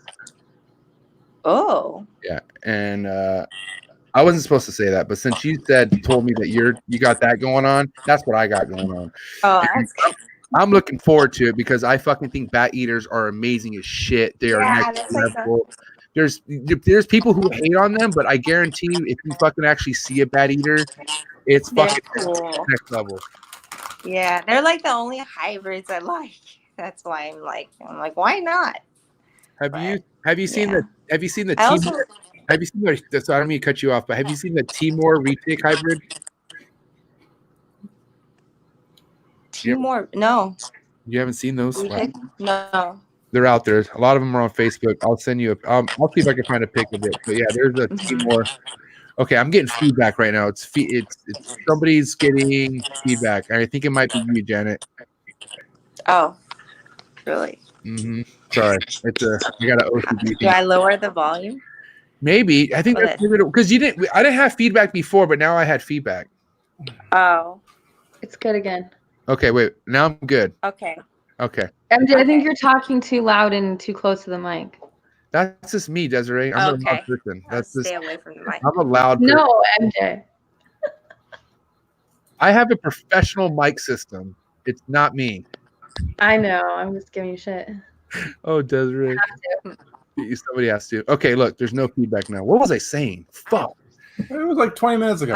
Bat ears or Timor. Bat eaters. Okay. After Desiree just bat eater right now. Bat eaters are amazing. How far are you and where are you at with the bat eater projects? Do you have any locks? Do you have anything cracking off with that right now? No, I haven't even seen anything. I literally just put them together. So you're just now pairing them? Yeah. So yeah, because I was dependent on the cow project with the blonde make pet blondes and stuff, but yeah, that didn't work. What about the compatibility? Like, are they compatible? Are they like doing the typical behaviors, laying on top of each other? No, they're not. Like, she doesn't seem like she's ovulating or anything. I'm like, oh my gosh. Okay. No, she's just not ready, maybe. Yeah, I don't think she's ready. Okay. Which isn't too bad of a thing. You do one thing. Yeah, I mean, she's of size already, though. And my male really wants to breed. Like, he's going crazy. That's why I put them together, because he's been insane, arching and everything. Yeah. I could tell you, I mean, it's a handful having an adult male retic that just wants to breed, because he's a handful, dude. It's I had an adult phantom male who was handleable, but like if he wanted to breed, he fucking like he'll fuck anything up unless he's around a snake that he wants to breed. It was a little too much. Yeah. I ended up getting rid of him. He was because I didn't have a female for him. I was supposed to get a orange genetic stripe for him to make cows because he was a phantom, and something happened, something fell through with that breeder, and I ended up not getting her. So I was like, dude, I'm like 4 years out before I'd be ready to get anything to breed this guy with. And I was like, I don't want to keep him. I don't want to hold him back. I was like, dude, he needs something to breed. So I ended up giving him to a breeder in New York who ended up, or not New York, Pennsylvania or some shit. That he ended up. But, damn, that's cool. So you keep your ticks, mainlands. You don't keep any. So you don't have no super dwarfs. I had I think it was a gold. No, I had a Kalatoa, but then that one like somehow didn't make it within the first year. I'm into like the locality mainlands, like the Sulawesi. I have a pair of those. Nice. And also the tribals. I have a pair of those as well. I really like them. I heard those tribals are pretty loked out. Those tribals could be mean, right? Yeah, but mine are fine. Oh, really? They're nice. All my retics are nice. It's all I'm lucky. It's all a lie. Yeah. So okay, retics. How many do you keep all together? What's your group of retics? What do you mean, like? Well, I mean, like how many male and females do you keep? Like, what's your ratio? I have to look it up. I literally have a chart. That's sick. Like, it's a lot. Like, I have like maybe about 50. That's a sizable group of retics. Wow. Oh my God, Janet. I had more. I had way more before. Okay, let's talk about the capacity of animals you keep. What's your plan with this? Are we opening up a zoo? Can we visit? Are there wristbands? I mean, do you feed the people that come visit you? Like, what's the deal? Like, these are a lot of animals. I can't be putting these and not showing people. What's going on? Well, for sure, like when I moved to like my facility and everything, I'm open for friends coming, but I'm not going to open to the public because of all my high-end animals. But yeah, for sure. What about people you do podcasts with? Of course. You're welcome. We're in, guys. We're in. Thank God. Yeah. No, because everything you're saying is fucking just like, what? Like, I didn't expect you to say 50 or some shit. That's crazy. That's a huge number of retics. Yeah. That's amazing. It's a lot to have. Like, I was even thinking about downsizing, though. Yeah, maybe. It's a lot for just me, you know? I'm just like, no one helping me, and dude, I'm handling giant retics. Bro, I tell people all the time, I don't have that big of a collection, and I tell them, they go, no, that's huge. But I don't have, like, you have 50 retics. Like, that's a lot of fucking maintenance. Like, I'm talking about retics shit and piss all together at once. Oh, yeah. And they'll do it one after another. Like, they'll do it back to back. So, it's pretty bizarre. Like, and doing 50 of those, man, like, you need to set your day to day. Like, I'm sure you have everything planned out. Like you said, you have a chart. Okay? Yeah. Like, I want a chart. That's fucking legit. Yeah, I had like Excel sheet and everything. I'm sure you have to. I feel like that's where I'm messing up. I don't like for all my arboreal stuff, like, right, I created an arboreal room, and especially with my emeralds, like their bowel movements, I feel like that's important to have records of and stuff. Sometimes they get backed up. You just gotta make sure you You gotta know what's what, right? So I'm just now starting to get more record keeping with my boreal stuff, but I feel like it's also important with the retics and everything also. But I'm just raising right now. Like I haven't bred any retics yet. Like the Bat Eater project's not going to happen till the end of this year. Okay. I've raised these snakes together ever since they were tiny. They've been around each other. They have chemistry. I just don't know what's going to happen when I actually fucking put them together in an enclosure. Like, I don't know. We'll see. I think they'll be fine. Yeah, because I raised all of mine from like babies too. I think it just depends on the female being ready. Like you said, they both have to be ready. But that's exciting though, man. Shit, I didn't expect you to say you had Bat Eater projects going down. I hope that works out for you. I'm sure it will. Oh, thank you. Hope so too. How many berms do you keep? I have just a Sri Lankan hypoberm cross, and that I only have 2, and then the pearl berm, the big female. So I don't have many berms. What's a Sri Lankan? Yeah, it's a rock python. Oh, okay, cool. Damn, thanks for putting me on game. Did you know that, Steven? Yeah, fuck off. I think it's a rock python. It should be. Yeah, now you're making me doubt myself. I'm pretty sure it's a rock python. No, complex. Steven said you're correct. So yeah, they're in that Burmese python, Indian python, Sri Lankan python complex. Yeah, very closely related. Now, rock pythons are pretty fucking. That's another handful of shit, right? I mean, the rock pythons are pretty like in your fucking grill. Will eat your. I want some of those so bad. Yeah, that one's not very, very nice, but. Right. Yeah, and then I love working with the dry marcons, like the indigos and stuff. That's one of my favorite projects, but I haven't bred them. So I was just talking to Miguel Garcia about this on my other podcast because that's his favorite species that he keeps is indigo, right? So how many of those do you keep? I have four. Four Easterns, the Cooperi, and then I have 2 yellowtails, a pair of yellowtails, and then I have 1, 2, 3 rubidus. Jesus, that's some fucking. That's some heat. Don't know what else to say after that. No, honestly, that's amazing. Everything you're saying, it's like, fuck, man. Like, what?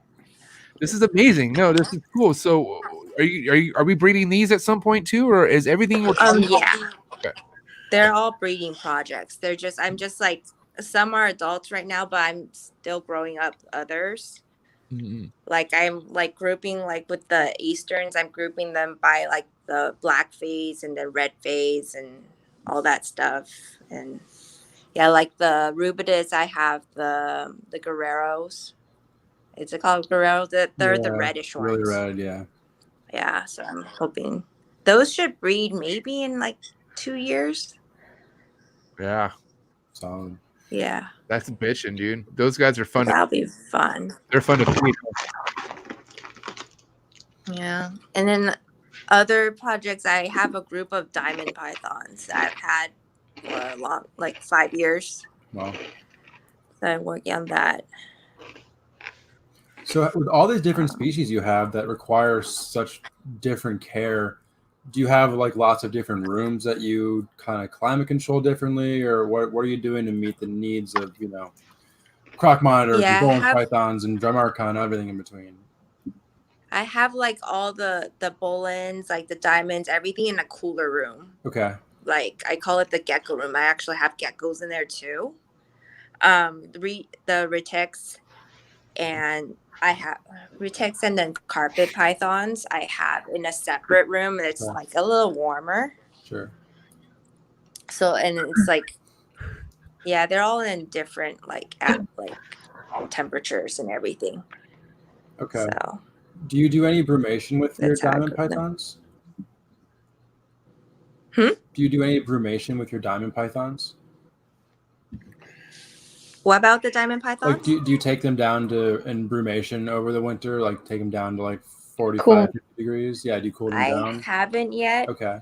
Because they're about 3 years old. Yep, 3 years old now. But I haven't taken the temps down because I'm a little scared of making it too low. And plus, I'm not really able to in Arizona. Okay. But once I'm back in California, I'll definitely try stuff like that. Okay. Cool. Yeah. And this is one of my biggest things. Do you have any scrub pythons in your collection?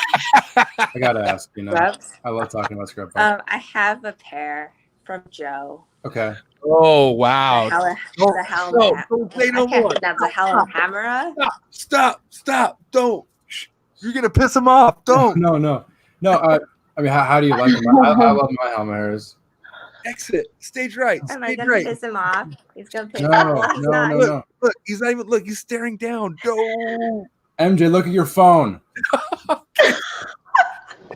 Jesus Christ. No, let's talk about it. No, Like, Steven gets scrubs. My bad. I'm okay. Steven gets mad when I get scrubs from people. So my fucking bad. Look, my bad. Go ahead. Talk about it. What's going on? Don't worry about it. It's an inside joke. Don't worry about it. We'll talk about Can I it. eat my Chex Mix, or is it really that loud? Okay, continue, please. We're talking about scrubs. Wow, that was weird as fuck. So anyway, scrub pythons. How you liking the Halmaharis? They're good. They're okay. They're Yeah. like mean carpet pythons. Right. Are you kind of keeping them with the Bolins and the diamonds, or what are you doing as far as? Oh no, they're in the little warmer room. They're like in the middle, like in between everyone. Yeah. Cool. Have you had any they're other? Okay. I've never worked with scrubs before. Okay. Before this pair, so I'm just kind of seeing how things are. Well, you started in a pretty good spot. You know, Halmaharis, they're definitely up there as far as kind of the more prestigious scrubs to keep. They're an amazing species and not been bred very often too. Mm-hmm. Yeah, I heard. Yeah, I mean the in the last year, you know, the first clutches have happened. 3 people have bred them now, so that's a pretty good start. But it'd be great to see more people going forward getting successful clutches of those. Yeah. Why do you guys think it's so difficult with that species of scrubs? I mean, I don't know anything about scrubs. It seems like with scrub pythons, a lot of the time, and with Bolins, the issue is the ovulation, not necessarily getting them to lock or getting them to develop follicles. From what I've heard, especially with Halmaharis and Moluccans in particular, Barnicks and whatnot seem to be a little bit easier. And Bolins are along the same way. Like, though, you'll get lock after lock after lock, and the females will start developing. They'll go off feed, and as soon as it comes time for the ovulation, it's just like they just tank from there. You know, they reabsorb their follicles or whatever. So I don't know personally, but it's probably a lack of trying too, or not very many people have taken babies, raised them all the way up, not bred wild caught imports or whatever. So I don't know. It'll be interesting to see. Yeah. Do you guys know Rodney? Like how? My bad. What? Do you guys know Rodney in the East Coast? Rodney, he's like, I think he's from Pennsylvania. I don't even know his last name. Rodney from Pennsylvania. What does he do? But anyways, he keeps those species of scrubs. Like, he has them like acclimated really, really well. I just don't know if he's breeding them yet. So that's why I didn't know if you guys knew him. I'm not familiar. Okay. I'll shoot that info on the low. Don't trip, Steven. Janet, let me ask you this. Do you know the kind of fucking scrubs Steven's messing with? Like, do you know his projects and what he's doing with the scrubs? No. Dude's fucking on another level. I'm telling you. I think I've seen one, like I think a picture of one that looked really cool. It's like almost, I think it was like blue or something. It was like some really pretty one. That one, Steven. Was it blue? I don't know. It was like something really pretty. Yeah, it was probably one of the Moluccans, and they're like gold and purple. Yeah, yellow. Purple. Yeah, they're beautiful. I don't know. I just can't get enough of them. If they're pretty new for you, you're gonna get hooked on them pretty quickly. It's hard not to get one scrub python and then hold yourself back from keeping like 40. So You're welcome again, Steven.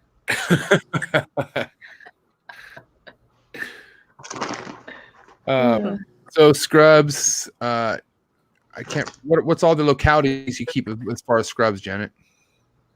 That was the only one. Okay. The only two. Okay. I can't pronounce Hammer. I always mispronounce it. I don't even say it. I just say that Spoochie Steven because he's just gonna fucking make fun of me. So I don't even pronounce it no more because I and now I have Desiree here to call me out. So now I'm really screwed. So Halamera. Did I say it right? Halamera? Look at his face. This is painful. Say it, Steven. Say it. Halmahera. Okay. Okay, everyone, say it on the count of 3, everyone. Okay. 1, 2, 3. Halmahera. I even forgot. I said how, and nobody said shit.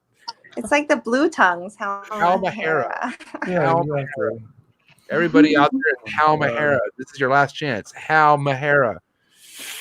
A lot of cool stuff. You know, you get the Halmahera blue tongues. You have the tricolor monitors, Halmahera reticulated pythons. I know Andrew brought some. Yeah, Andrew brought some here to the Tinley barbecue that he brought up to the to Tinley the next day. He showed us the day before. Oh wow! They're like a dwarf variety. They get like 12, 13 feet. They were really, really cool. I was cool. I was really tempted. They're darker, but have a lot of high contrast to them. Some cool silver markings. You know, I've always liked retics, but that was like the one when I saw. I was like, wow, I'd love to keep some of those. They were really something else. Anything from Halmahera really has always interested me. They're very very interesting island. A lot of kind of cryptic different species come from there. Let's see if Janet's too good to be true. Okay. Do you keep chondros? Yeah. Okay. I have a pair. Just a pair. Actually 3. Okay, let's talk about it. That I just got recently. Localities or designers? Okay. Localities. I have a pair of sarongs. Nice. Yeah, and then the Jayapura. I have one like neonate. Yeah. But I had a BARCZYK before, so that was okay. That one was mean. It's actually a. I was gonna say, is it mean? BARCZYK or BARCZYK? It's a BARCZYK, okay. It's whatever she wants, MJ. Kidding. I used to say BARCZYK or BARCZYK. I mean, I don't fucking. I say BARCZYK. No, I say BARCZYK. I don't even know. I used to say BARCZYK, and then someone corrected me and said it's BARCZYK. Janet, you can say whatever you want on this. You're the guest of the show, so if you want to pronounce it. Hey, we got Ryan Wollesson in the chat over there. Talk about emeralds is basically what he said. Where's I don't even see him. Whoa. I don't see Ryan. Oh, here he goes. Nice. Emeralds are next. Well, Ryan Wollesson, we were talking about basins earlier. I guess we could touch back on that subject since you're late to the party. But ladies and gentlemen, Ryan Wolleson's in the comments. God, Ryan, get it together. Do you know who Ryan Wollesson is, Janet? No. Ooh. Ouch. Ouch. Sorry. So, kind of break. Right. Okay, I'm going to shoot you the link. Link's actually in the description below. But we interviewed Ryan Wollesson before you, and Ryan is fucking. Oh yeah, then I saw. Yeah, sorry, dude, I'm bad with it. Yeah, it's all good. He has a world-class collection, and he's a world-class breeder of northern emerald tree boas. Like this guy has, he's given the Fanning family the fucking the Willie line, so they have Willie line blood up in their mix and their projects. They're just very world-classy. They're super nice. So that's why he's up in the building now, and it's an honor to have Ryan in the comments and checking you out. And I think we should maybe touch about, let's talk about the Corralises. Okay, so you have the pair of basins, or is it? You said it was. I forget. I'm sorry. Was it a male and a female, or because you just got two? You just got 1.1. 1.1, and they're both adults. They're like adults, but they're not. The female's not breeding age yet, like not big enough to breed. Okay. And what's the age on the female? Do you know? I think it might be like 3 or 4 years old. Not sure. Okay. Because one thing I've heard, and Ryan, you could comment on this if you want, but I've heard sometimes females don't always get as big as other females. Like it's sometimes depends. Like for instance, I had a female that was 3.5 years old and it was tiny. Like it just wasn't getting big. And I've also talked to other people who've had just smaller adult coralises, like, you know, emeralds that we're talking about. So my question to you is, you know, that's why I want to ask you the age, right? So how old is that emerald? 3.5 to 4 years. Typically when breeding emeralds, maturity is the best route to go. You like, if you want to wait, the older they are, the more chance you have of them being successful at breeding, I feel like, you know. But so you plan on waiting what, another year or so, or another 2? A year or 2 depends, like how I prefer to get girth, like gain some girth, because she's much smaller than, or about half the girth. But I'm not sure. Like I thought like the basins, they get, the females get bigger. Yeah, I don't have experience with basins. So what about you? Yeah, there's a basin you guys keep, pretty right? much like brand new to it too. Yeah, we have a basin currently, a female that's about 5 years old, I think. She's a little bit on the small side. She's been slow grown, but I've seen basins that you know, are 7 feet long. A friend of ours, Gary Shavino, from out east, posted a female the other day. Like its head is as big as his hand is. The thing's freaking massive, and it's not an obese snake by any stretch. It's just a really, really, really large basin. So they, you know, they can be kind of similar to northerns in size as adults, but they can also be freaking huge.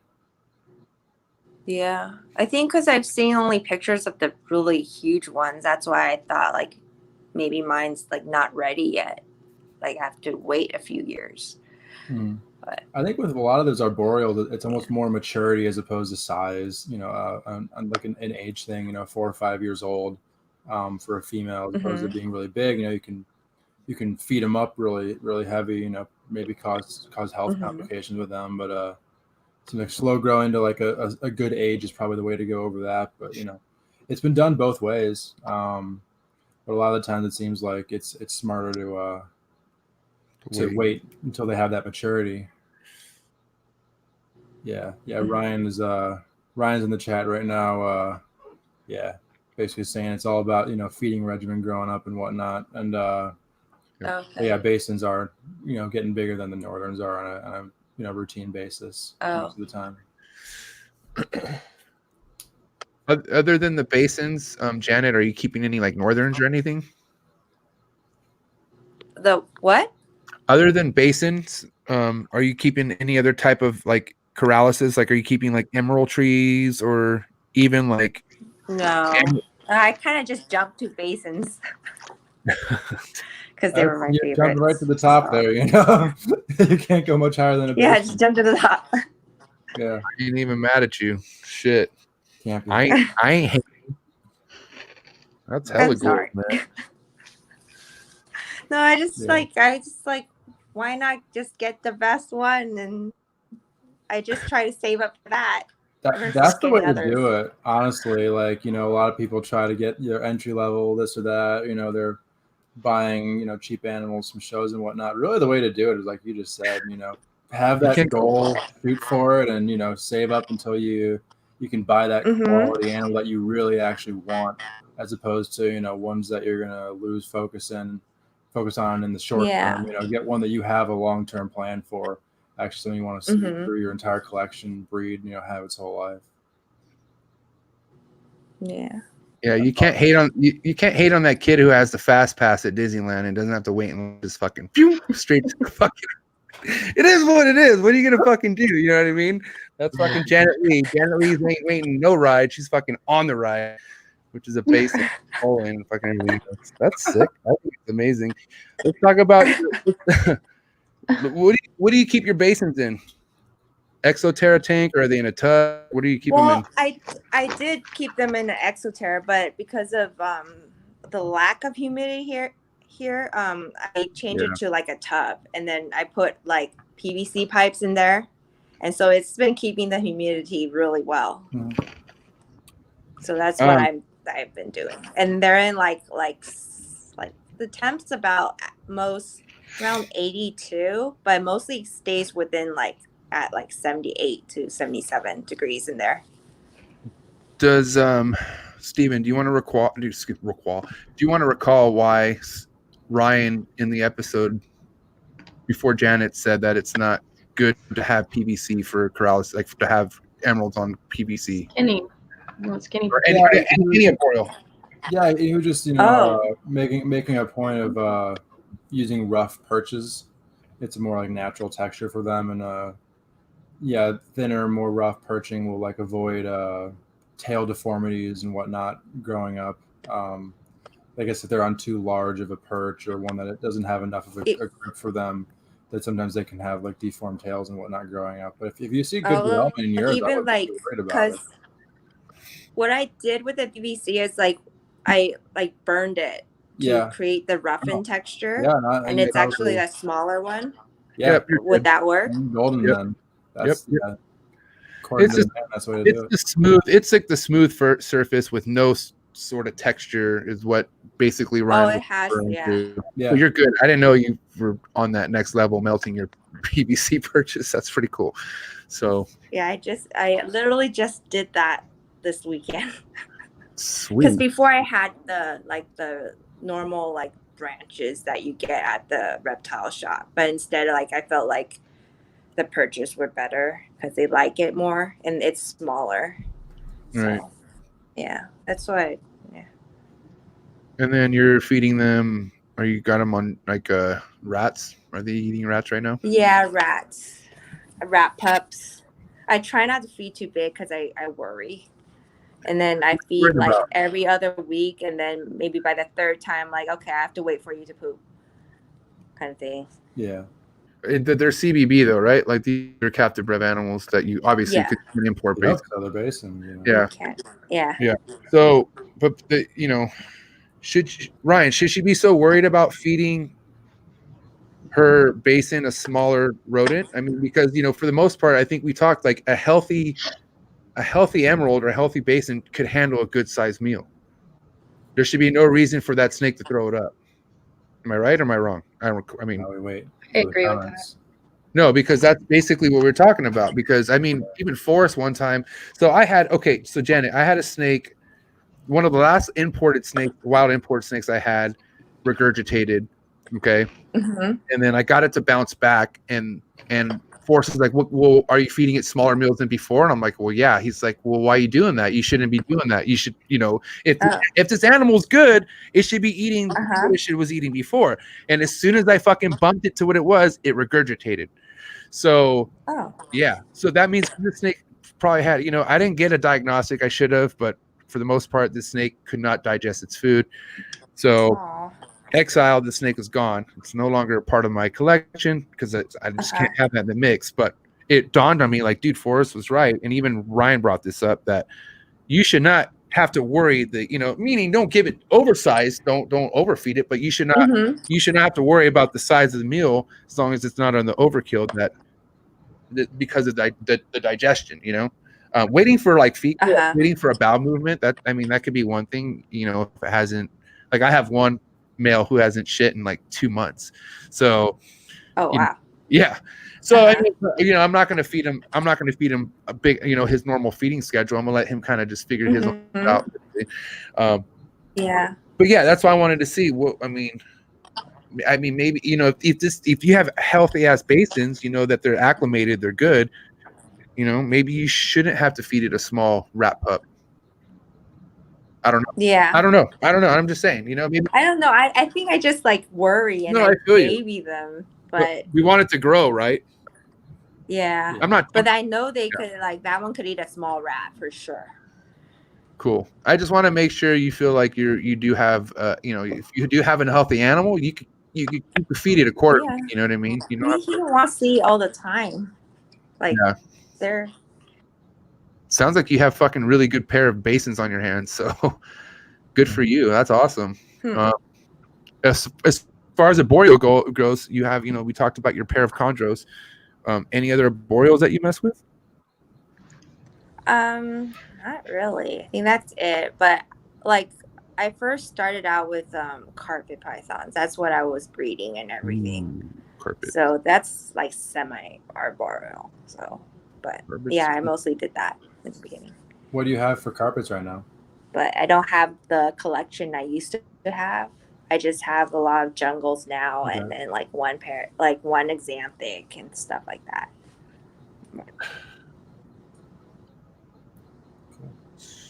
Were you going to say something, Steven? I'm sorry. No, you're good. Now, obviously, you've been keeping animals for a while, so I'm sure there was times like, okay, I don't know when we spoke about this. I can't remember, but there was something where you brought up that you had an animal at a vet, and you ended up helping the vet out. Like you were like, you knew, like, right?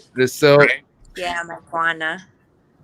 So, how much of your own experience of curing animals and taking care of shit on your own do you really have? Like, I mean, obviously in the beginning with the iguanas, you had a few and you roll out on you, unfortunately, right? Because of, diet issues, right?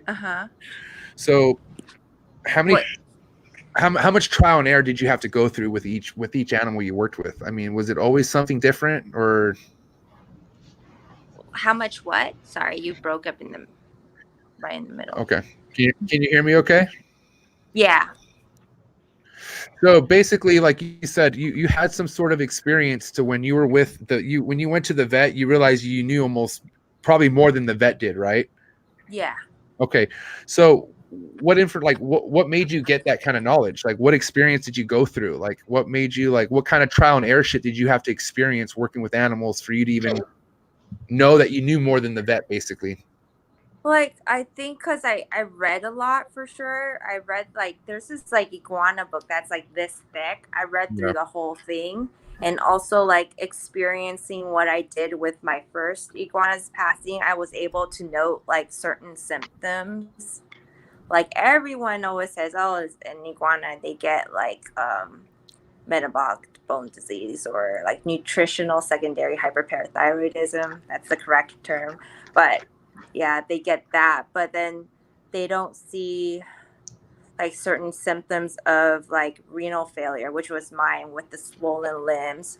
I think the vet thought it had the calcium issue was because its spine was curved, but that was through pain. So a spine will curve with pain, with abdominal pain.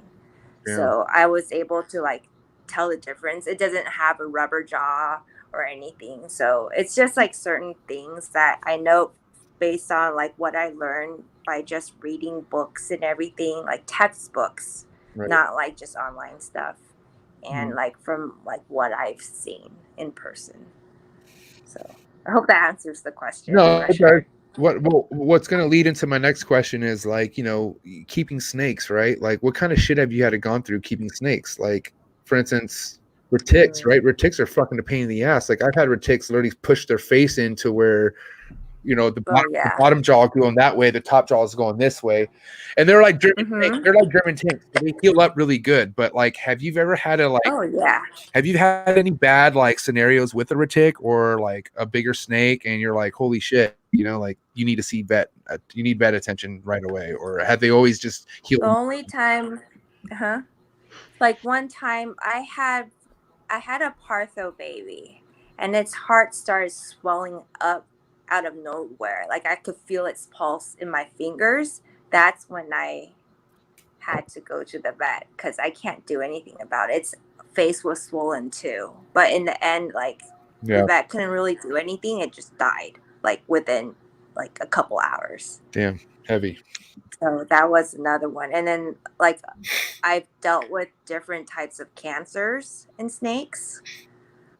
Like, I had a diamond python that literally pooped out a carcinoma, like a ball of tissue.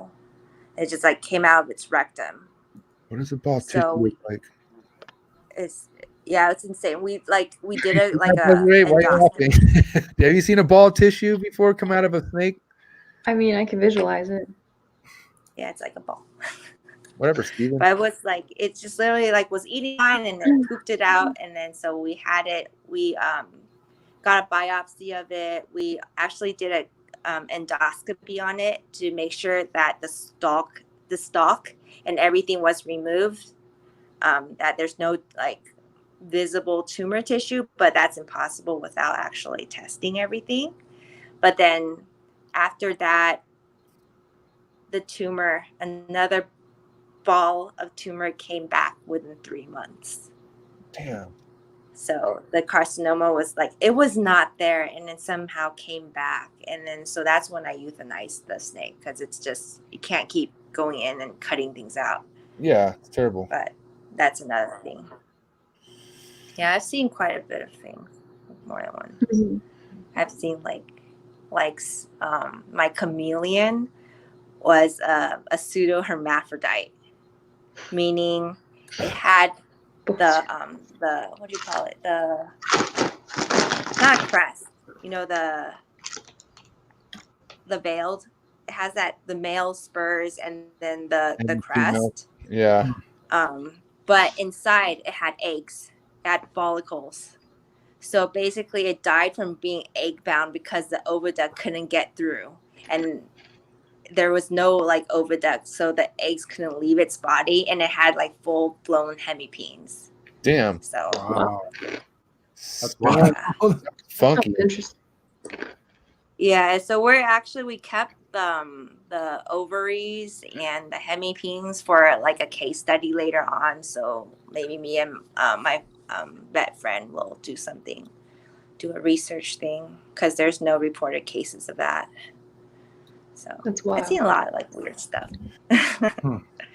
Yeah, I feel like Yeah. that's kind of like the longer you've been keeping reptiles, the more weird stuff you've been witnessing and seeing. Like, Yeah, for sure. and it just keeps getting more weird. Mm-hmm. You know? Do you have any plans with like? Okay, so I know you said you don't want to be open to the public, right? What about your social media platform? Like, because I feel like if you really wanted to take it there, you could take it there. Like, if you know, because there's people out there who have quite a big following, and no offense, they don't have shit. You know, they're just really good at posting stuff, right? Mm-hmm. You fucking have an amazing collection. You have amazing animals. Do you ever feel like you want to take it to the next level with social media? Like, you know, kind of maybe start like, you know, especially when you be like, especially after you're kind of more familiar in the vet field and, you know, you got, you know, graduate and stuff like that. Do you ever consider maybe putting yourself out there more on social media? I think I do. I want to. I've been trying to be like, to post more, and I know I get a lot of friends requests. I just like, I accept them within reason. I do want to get out there more.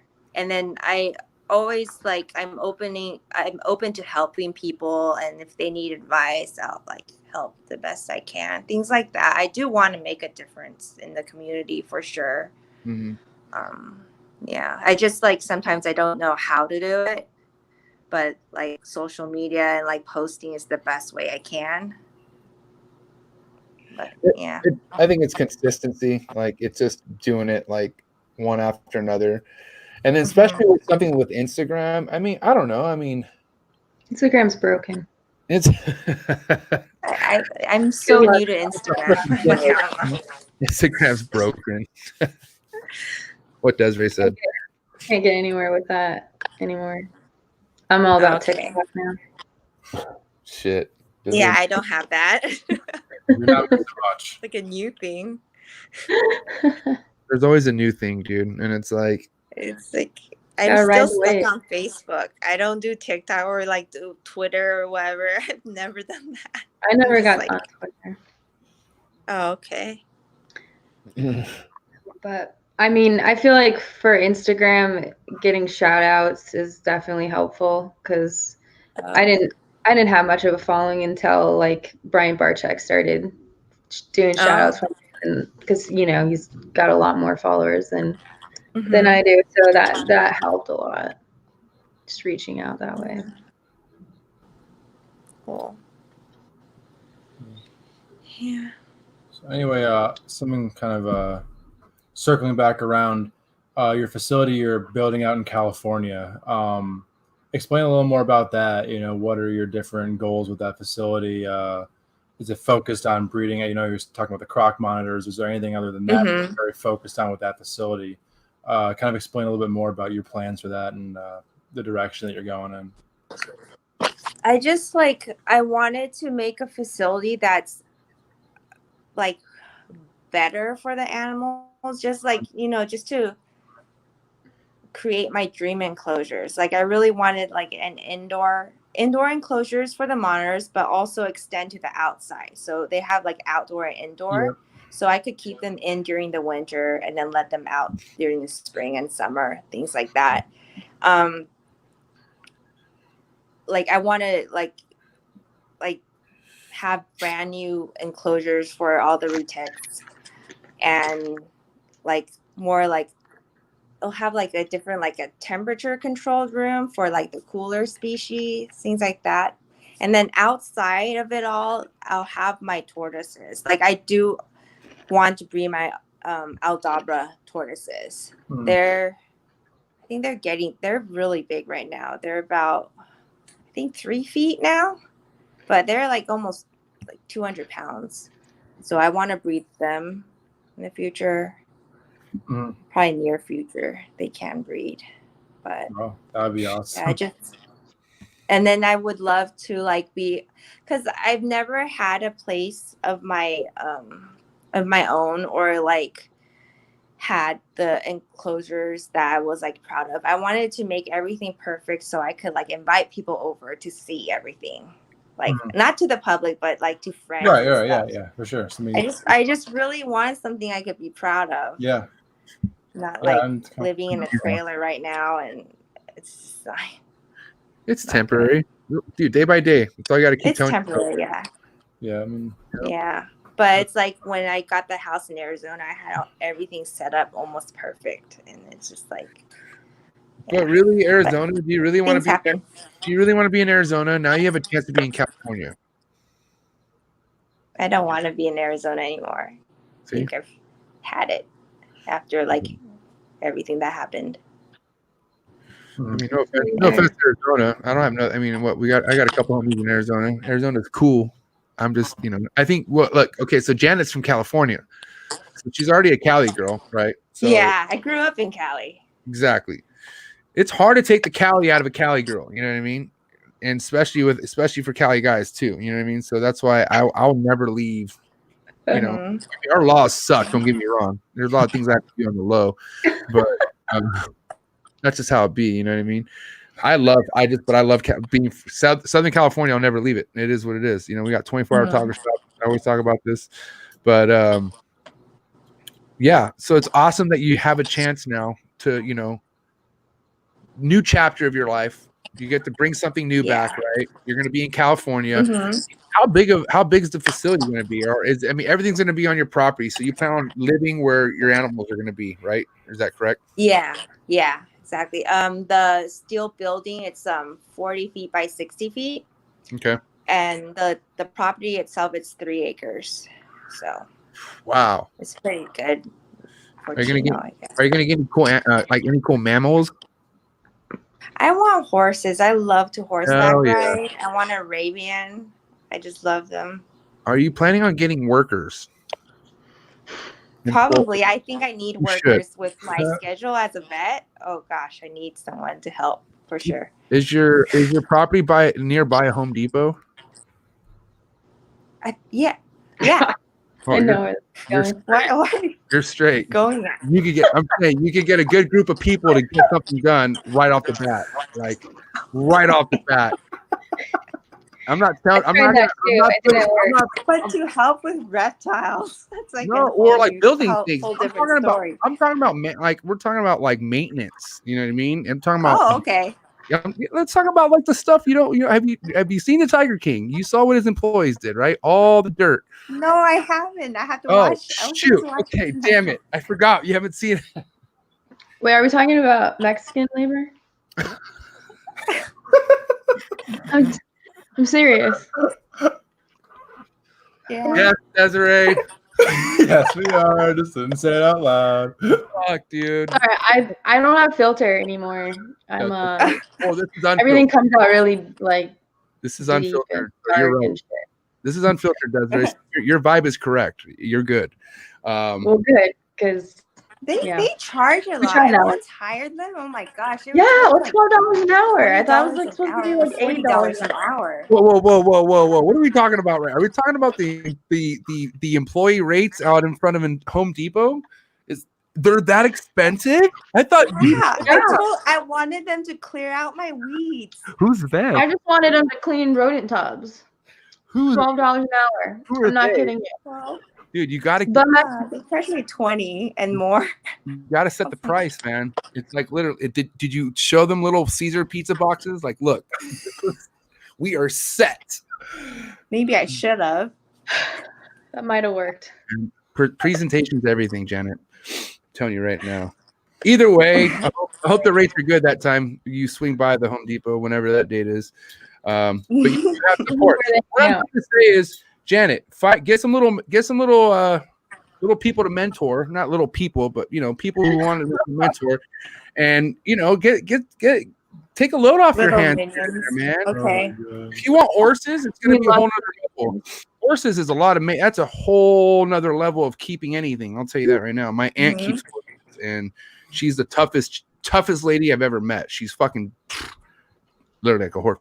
Sorry, no, but she's tough. She's tough as shit, dude. And I just don't want anything taking your focus off the Bolins or the Basins. Okay. You know what I mean? I'm kind of everywhere with the animals. I get it. Hey, look, I keep alpacas. I got 2 alpacas, okay? Oh, but you really? Yeah. Wow. They're very simple. But guess what? Fun. It's the snakes and then the alpacas. You understand me? I'm sorry. I don't really mean that. They come actually first. That was a dickhead thing to say. It's just, look, it's a lot of work. So at some point, you got to fucking be realistic with yourself. You don't want to overload yourself, Janet. I know. I want to take your. I know. I don't sleep. I didn't sleep much through vet school. I had double the amount of animals, so I had like 300 to 400 animals. Damn it, man. So I slept like 1 to 2 hours per day, and then now I'm all like. See, Steven? You can handle this. I'm an evil person if I don't get sleep, dude. Like I'm just a different person. I have to get sleep. I feel like I get too much sleep, but listen, that's why I'm a morning person. My ass is in bed by like 10 o'clock latest. And then I'm up at like 5 a.m. like fucking clockwork. Like I'll jump out of my bed doing jumping jacks at 5 a.m. Well, not jumping jacks, more like dabs, but I just, I like my mornings. Like my mornings are everything to me. And then the nights aren't that important to me. You know what I mean? Because then which sucks too, because like you think about it, your snakes don't want to be fucked with, I don't think, in the morning, and that's kind of when they're going to bed. No. So, but it's not up to them. Sorry, you have to deal with it. Actually, but I feel like snakes are night people for sure. What about with your monitors? Are they cooler? Are they more tolerable at night than they are daytime? Oh, they sleep at night, so they're morning animals. So basically no sleep because I take care of the snakes at night and then monitors in the morning.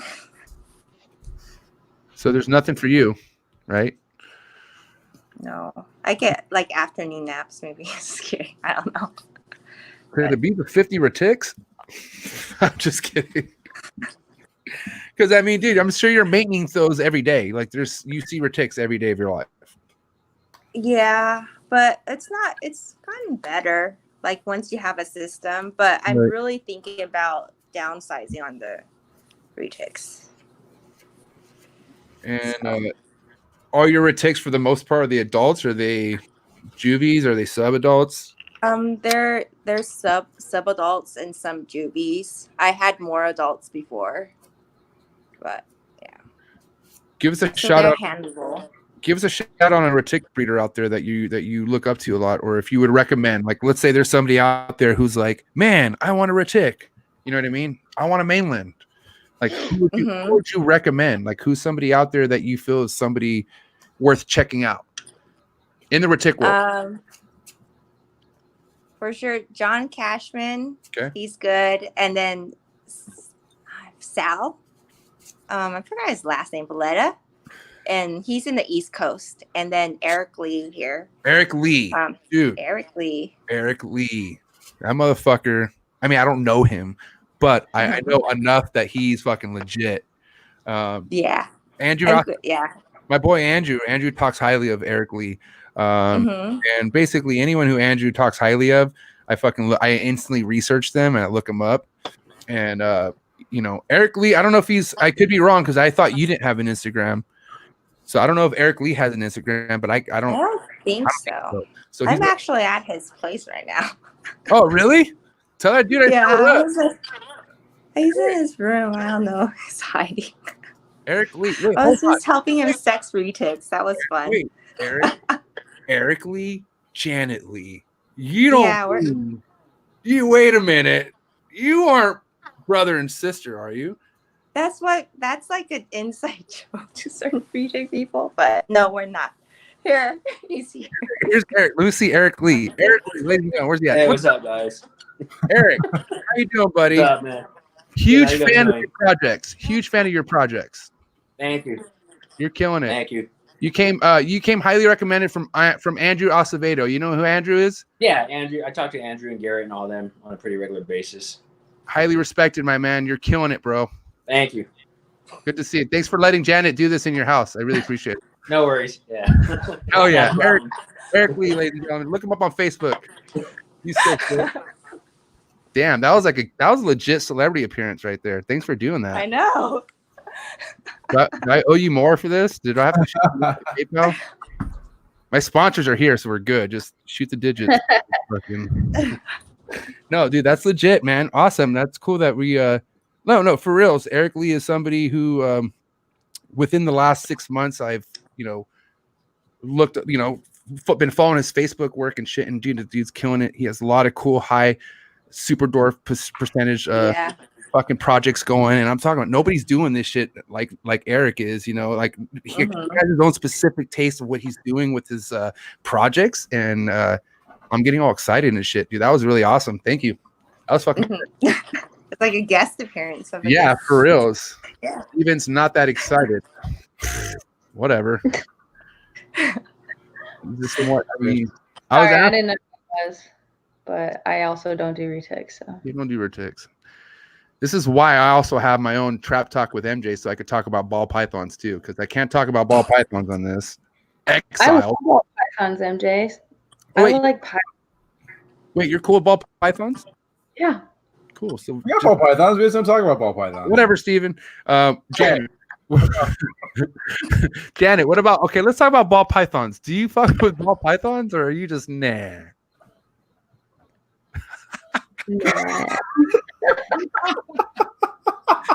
Damn. We just. I don't. Yeah. We probably have 10% of our subscribers are ball pythons, and that just went down to 2%. So thank you. I appreciate it. I used to keep a lot, and then I just lost interest in them. They're like couch potatoes or something. Like they just they're really boring, but they're pretty. But they're pretty. Yeah, I literally just have one right now. It's like that's what we started with. I think Ryan Wolleson supposedly has a secret ball python project out there. How dare you? He's not. No, I'm just kidding. That was a lie. I'm just kidding. No, listen, they are fun to make. Okay, they are really fun to make. They're really easy to breed. Just saying. Yeah, you guys got it easy out there with your ball pythons. By the way, there's a link to breeding ball pythons for dummies to my other channel in the link description below if you want to check that out. Check it out. And there's coming out with the part 2 that Desiree is going to produce. And she's the producer for that one, so we'll talk about later. Yeah. So okay, so no to ball. I got eggs on the ground, Steven. Not yet. You? Yeah, me. Yeah. No, not yet. Your snakes, my facility. You know what I mean? Mm-hmm. Yeah. So Janet Lee just stiff armed the shit out of ball pythons. She does not keep ball pythons. So we won't bring that up. I feel bad. What about boas? Boas. Huh? Boas. Oh, boas are nice. Yeah. You keep any? I have like the moon glows Ooh, those are I nice. don't have that many moon goats. I have the Princess Diamond and then the Super Fire. Fire. I have a Princess one. Diamond. The only Princess Diamond I've only really seen is fucking the one that you guys keep, Steven. Yep. And Des. Adult female. Yeah, she's awesome. Is she, We got her as a baby, so she's huge now. Oh. is she going this year? Yeah, who's she with? Fingers crossed. She We have a Fire Labyrinth male. So Labyrinth Diamonds potentially on the way. We've seen courting. I don't think we've seen the guaranteed lock. I think we've seen them pretty close, where it's like you don't want to mess with them. But we really gotta get her back in the ultrasound, see where she is at this point. Mm-hmm. So that could be a huge litter, literally and Yeah. figuratively. That we could have some amazing stuff coming out of that litter. Live birth. So cool. Do you have any? Do you have experience with incubating monitor eggs as well as snake eggs, Janet? Like, have you hatched Snake monitors? eggs? I haven't hatched monitors yet, but snake eggs, yes. Okay. So, And what's like your carpet python mostly. carpet pythons? Okay. What about retit? No, not yet. This year's looking like it, maybe. Maybe, hopefully, yeah. Well, you have a pretty legit friend that could for sure help you, so that's for damn sure. Yeah, for sure. Yeah. I don't want to get back on Eric's jock because then it will completely just this whole interview will just change. But so carpets is that's your more background experience as far as incubating eggs. Mm-hmm. Do you have any? I do. Yeah. Are you pretty simple with your incubation? Are you like or do you have any techniques out there that you use, or how do you? I just used, I think, the old way with the vermiculite and everything. I've had experience incubating like Leachianus gecko eggs. I breed them for a while now too. So nice. Yeah, my method is very, very, very simple. I think it's like the old method or something. I haven't done like the new mediums, like the sim container stuff. I haven't done that yet. I want to try. I just got my first sim container. I'm pretty stoked. Oh, cool. Yeah. No chondro egg, but I got a sim container. First step, right? Fuck, we'll see what happens. I don't know. Day by day. Mm. I don't know if so you just got your first pair of chondros, but I don't know if you know or understand what comes with chondros. It's a lot of disappointment and heartache. Did you get that? Did you get that memo, Janet? No. No. I could have bought 3 houses already with the losses I've taken in condos. I'm not even kidding. Oops. Lars could have went to medical school by this point. Twice. Yeah. Look, that's at the end of the day. Look, that's I went from ball pythons to chondros. Okay, I was ball pythons is what got me into the hobby. Yeah. Uh-huh. This is amazing. Like, this is awesome. But at the end of the day, when you go from a ball python, no disrespect to my ball python people, the 8% out there, okay. But when you go from interacting with a ball python, and you fucking put your hands on a ball on an emerald tree or a chondro or a scrub, or even a scrub, I'll tell you right now, what really levitated my whole experience of handling snakes was an Apodora, the Apodora olive python, and the scrubs. The intelligence that, and you can fucking call me whatever, but these fucking snakes are smart. Like they keen in on you. They know that okay, that you're not another snake. They eventually somehow understand that you're the one that feeds them. Like they're cool with you. Like they learn to trust you. Like that's the only species I felt that earns a trust to where. That's what I mean. Call me crazy, but I've had scrubs and Apodoras that I've taken in that were like super just ready to light me up to about after the 4th or 5th meal. They understand. They understand if I don't have food in my hands, they understand. I could just reach right in and grab them, and the whole interaction, like it's just like a connection. I mean, Steven, you know what I'm talking about, right? Yeah, for sure. How many Apodoras you keep, Steven? We have 3 currently.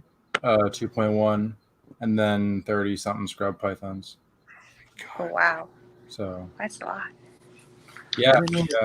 30 something scrubs python. That's nice. it's a lot. A couple. A few. And how many of those are adults? True full-grown adults, 4 of them, or 5. 5 of them are adults. You're raising a shit ton. Yeah, I got most of them as babies. Only a handful at any age older than that. With any of those pythons, I personally prefer to raise them from as young of an age as possible. But then also I did get 2 adult females about a year and a half ago that were raised from hatchlings in captivity. But I acquired them as adults, and one of them's gravid right now. So yeah, works. Fucking A. I'm number 20 on Steven's waiting list on a scrub. Right underneath Andrew. Whoa, what? Since when? Ask him. Ouch, he's leaving. You done pissed him off.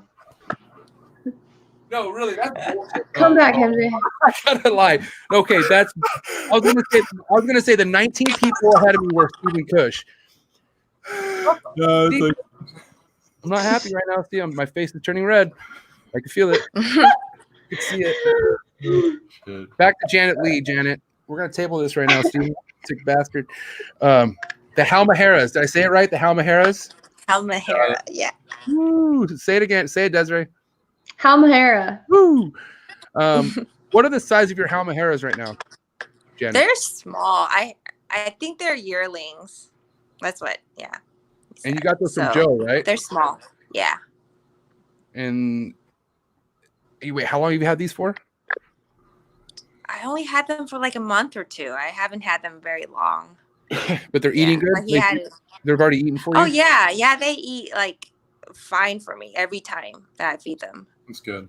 So Yeah. they're just like mean, but I don't care. Oh yeah, they try to like. They have a really good reach. They'll like jump out around a foot and a half at me. Yeah, but Steven, you said that they're pretty shy though, no?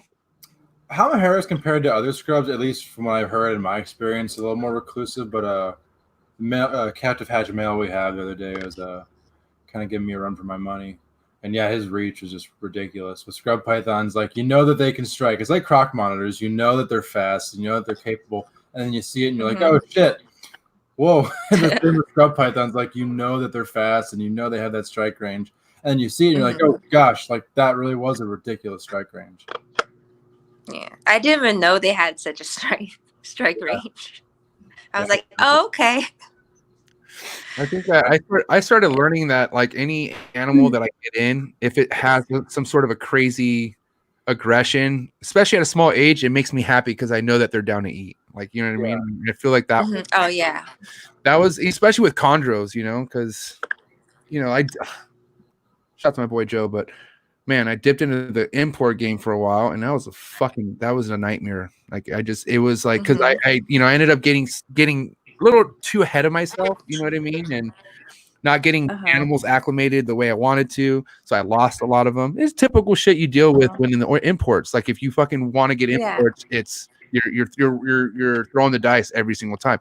That's why I'm never getting another import emerald again. Like I put my last import emerald down. I'm not doing that shit again. I'm straight. Like I'm over it. So, but it's also something that it's like you gain so much experience working with imports. You really do.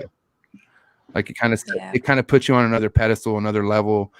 I've had to treat stuff myself, with like panicure and FLAGLE and all this stuff. You know what I mean? And it's like it feels good to, it doesn't feel good to do it, but to know that I've done it and like I've had animals bounce back from it and be fine. But it's like something like I just want people out there to know, like if you're out there, getting animals that are imports and things don't always go fucking peachy and cream as you want it, like that's what you get fucking with imports. You know what I mean? Like it's a game. It's a dirty fucking game, but look, it's not always, doesn't always go south, but it just can, but for the most part, have you had success with imports? I think, yeah, mostly don't buy imports. I haven't. I usually buy captive born and bred. Yeah. But yeah, only recently did I get imports, like the croc monitors and stuff. But yeah, I don't feel like I have any. Oh, I had a mangrove snake. That one I've had for like 4 or 5 years, and she's been fine. So I haven't had really bad experiences.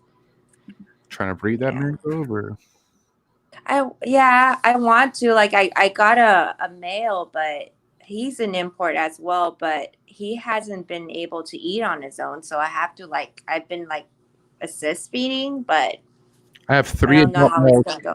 I have 3 adult males. They all look amazing. We could talk later about the breeder one. So we're gonna table this for now, okay? Because mangroves, I actually have one female that I hope to God she looks gravid. So she's like a really good eater, and then all of a sudden she turns off, and then she has it's hard. Like I'm not a good ovulation sighter. Like it's hard for me. Like I even have issues fucking finding ovulations in my ball pythons. Like I had 2 females lay for me that I didn't even know they were pregnant, and somehow they, I guess you could miss ovulations, right? Steven, have you ever missed an ovulation before? Yeah, I missed an ovulation. It happens in such a small window. If you're not in there every single day checking every single snake, there's a chance you miss it. Just it happens sometimes, I think Janet went to go get some snacks too, Des. So you're good. I need to plug my phone in. I'm about to lose battery. I thought you went into the pantry to get some Cheez-Its or something. I don't even know where the snacks are. Okay. So let's get back to your whole, you finishing up school and stuff with the veterinarian, right? Like the veterinarian, was it something where the workload was fucking always intense? Like, was like homework and all that stuff, something that was to the max from the beginning to the end, or was it something that got heavy towards the end before you graduated? I mean, the beginning, like the first year was okay, but then the second year, it's like information overload. They basically force every little bit of info in your head. And then the third year is like rotation. So we do like clinical stuff. We're in different hospitals, and that usually it's like a 12-hour day. You're on your feet all day. I actually don't even have time to eat much, maybe like stuff a granola bar in my face, but it's hard. It's just it's tiring. Like the whole thing's like really tiring. I wouldn't do it again. It's like torture. Did you see the way Steven's eyebrows went up when you said tiring? He's like, yeah, I know. It's a different kind though. It's because you have to think on your toes, still be alert and everything, and be tired. Yeah, I did the accelerated nursing program, and that was the most intense thing I've ever done. Yeah, that's nuts. Yeah, 4 years of nursing in 1 year. So. Oh my gosh, that's Ugh. Dos mucho. It's a lot. Had like a 40-pound weight gain and then loss all in the same year. It was freaking out of control. Like stress load, and then just being like, oh my God, I just got way too fat. Like this is okay. I think I lost so much weight. It's like, oh God, kicked my ass. Yeah. I think people deal with that kind of stress differently. I remember I got with my wife as she was finishing up her bachelor's degrees, and it was in her case everything was hitting the fan towards the end of before she graduated. But yeah, she didn't fucking eat. I had to force rice down her face. It was for whatever reason she didn't eat. She crammed studying all into overnight shit, and I think she was probably taking some sort of Adderall. I don't know, but I was like, yo, you're fucking nuts. You need to chill out. And she would just not eat and just fucking study. That's me. I'm in the night. I won't eat. I haven't been eating today yet. Listen, I have problems eating. I think, I don't know, man. I used to, what they always say, breakfast is the most important meal of the day, right? But like, Yeah. I feel like it's all on it's the way your body reacts to certain like meals are important. You have to eat, but it depends on like when your body needs it. Because I see some cases where some motherfuckers only eat one time. They'll eat once a day. They'll eat like at night. Yeah. They'll literally fast me. until 7 and then they eat, right? Mm-hmm. So it's like, I don't know. I think it's, food's necessary, but like when you're on a fucking mission and you just have things you need to take care of, like you'll go without eating. Like, Steven, what's your meals like a day? A lot, all the time. If I don't eat, I just crash and burn, and it's a disaster. And let me ask Desiree, what's it like feeding Steven? It's ridiculous. I mean, he's 19. He eats like 6 real big meals a day. Yeah, I'm like, I'm not paying for your food anymore because this is out of control. Like, you have 3 meals a day, not 6. Oh, shit. Dude, you got a growing boy in your hands, dude. He's still growing. You can fucking. Yeah, no, it was ridiculous. And with Lars now, like, you have another giant on your hands. Yeah, he eats so freaking much. Is Lars eating anything solid yet? Yeah, everything's solid. Like, he doesn't care about bottles anymore. Only at bedtime. Like, I'm talking like we're in the high chair like 4 or 5 times a day eating. Wait, he don't even like chocolate milk out of the bottle? No, I mean, yeah, I tried to switch him to regular milk. He doesn't want that. So we're doing a toddler formula right now. I've been slowly trying to switch him, but he just throws the sippy cup on the ground and laughs at me. So he's forced his son for sure. I'm kind of concerned about Steven's meals now. You should be, man. Everyone should be. If he's eating 6 meals a day and we cut that down to 3, he's really not going to be at these shows anymore. He's not going to show up. He's going to fucking be in the parking lot at McDonald's. Eating fucking nuggets. Okay, Steven, real quick, before we get back to Janet, what is it that you eat? Whatever I can. Okay, Desiree, what do you feed him? I don't feed him. He just spends my money to eat. Not anymore. You cut me off. Because you eat too much. Oh my God, we'll talk about this on another episode. Yeah, this is really entertaining. Yeah. I hope everyone's riveted by the conversation of my meals. The Feed Cushington GoFundMe account is going to be in the link description below. So make sure we are contributing to Cushington's meals. I mean, according to the bank statements, he eats a lot of fast food. Qdoba, a lot of Qdoba. I got to work. I don't have time to cook up some fancy stuff. Bro, if I could tell you what I was eating at that age, it is live your life, Steven. It is what it is. As long as you're not fucking, you still look like you're in shape. I mean, your hair's a mess, but other than that, you're good. Just kidding. If it's not after working a day on a rodent farm, you're doing something wrong. So, Steven's the hardest working fucking guy I know at that age. I'm telling you right now. I give as much as shit I give to Steven, he's literally a fucking mule, and he works. He's a beast. That's probably true. Like, kids don't like to work these days, like, at all. They're all entitled. They all want fucking. They all want emotional support. Most of our staff is like a year older than Steven, and they just won't work. Yeah. Like, it takes everything we have to keep them motivated. How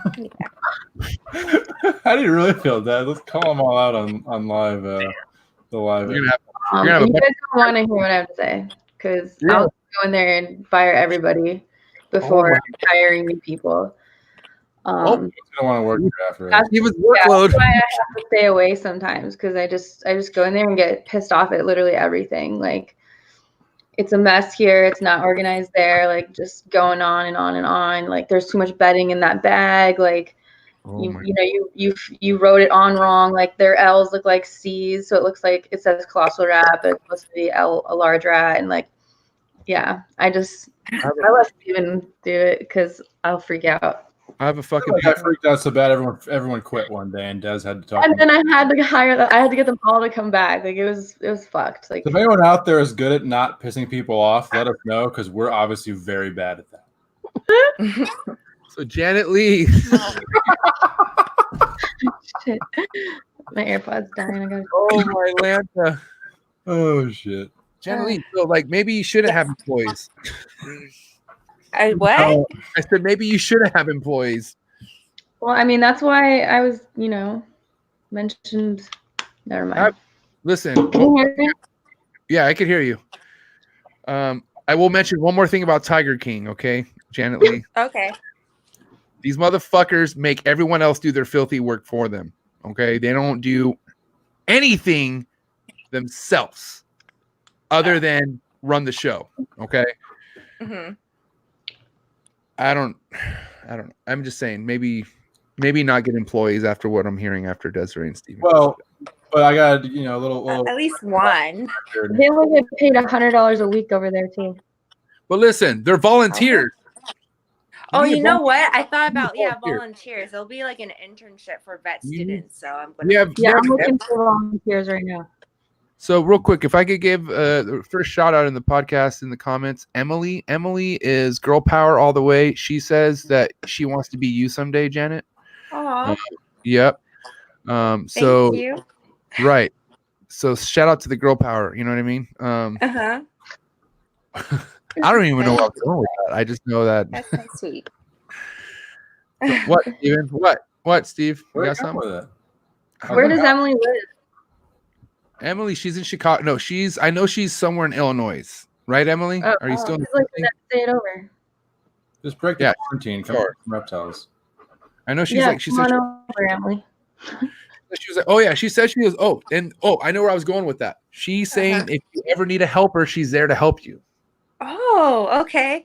Yeah, she says anytime you need a helper, and if just so you know, Emily came through Crucial for the for Forrest's his auction that we had. Oh, she went over to Ryan McVeigh's in Erica's house, and like took a huge load off their hand for him. Took all these pictures and like stuff like that. Dude, this girl's like she's super like she's a good like. I don't know. I think she's representing for the females pretty solid in the community. So I think it's cool that she's here and she's like, "Hey, I want to be Janet." So cool. Janet, I told you, you're a legend right now, dude. You're killing shit right now. So, and she says it's true. I would seriously do it. I'm really close. Oh, so she's in Urbana. Yeah. I don't know. She's close. Okay. Girl power. But yeah. So. Janet, real quick, I appreciate. Look, we're about 2.5 hours deep. Friday night. We appreciate fucking you taking the time of spending with us and talking about everything that's going on. I know the California thing. We mentioned the Chino thing. Do you have an estimated date on that? On when that's going to happen? Is that like? Do you already have the property like that all in the works, or where are we at with that? Yeah, like we have the property, and my family does have the property. They were building their main house, and we were planning to set the foundation on the steel building like this month. But because of the COVID-19, everything kind of just was put on hold. Like I was supposed to move in like May, so I don't. So now you don't know. Now I don't know. It's like my board exam for school got pushed back too.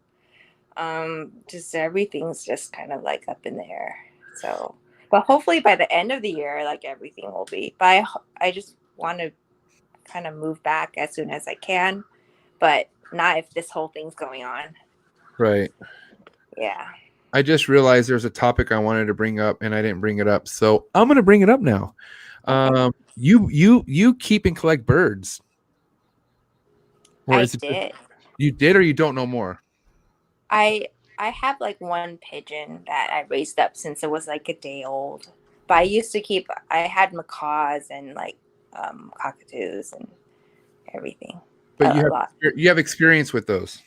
Yes. Okay. How gnarly is it? Because I really want a bird. I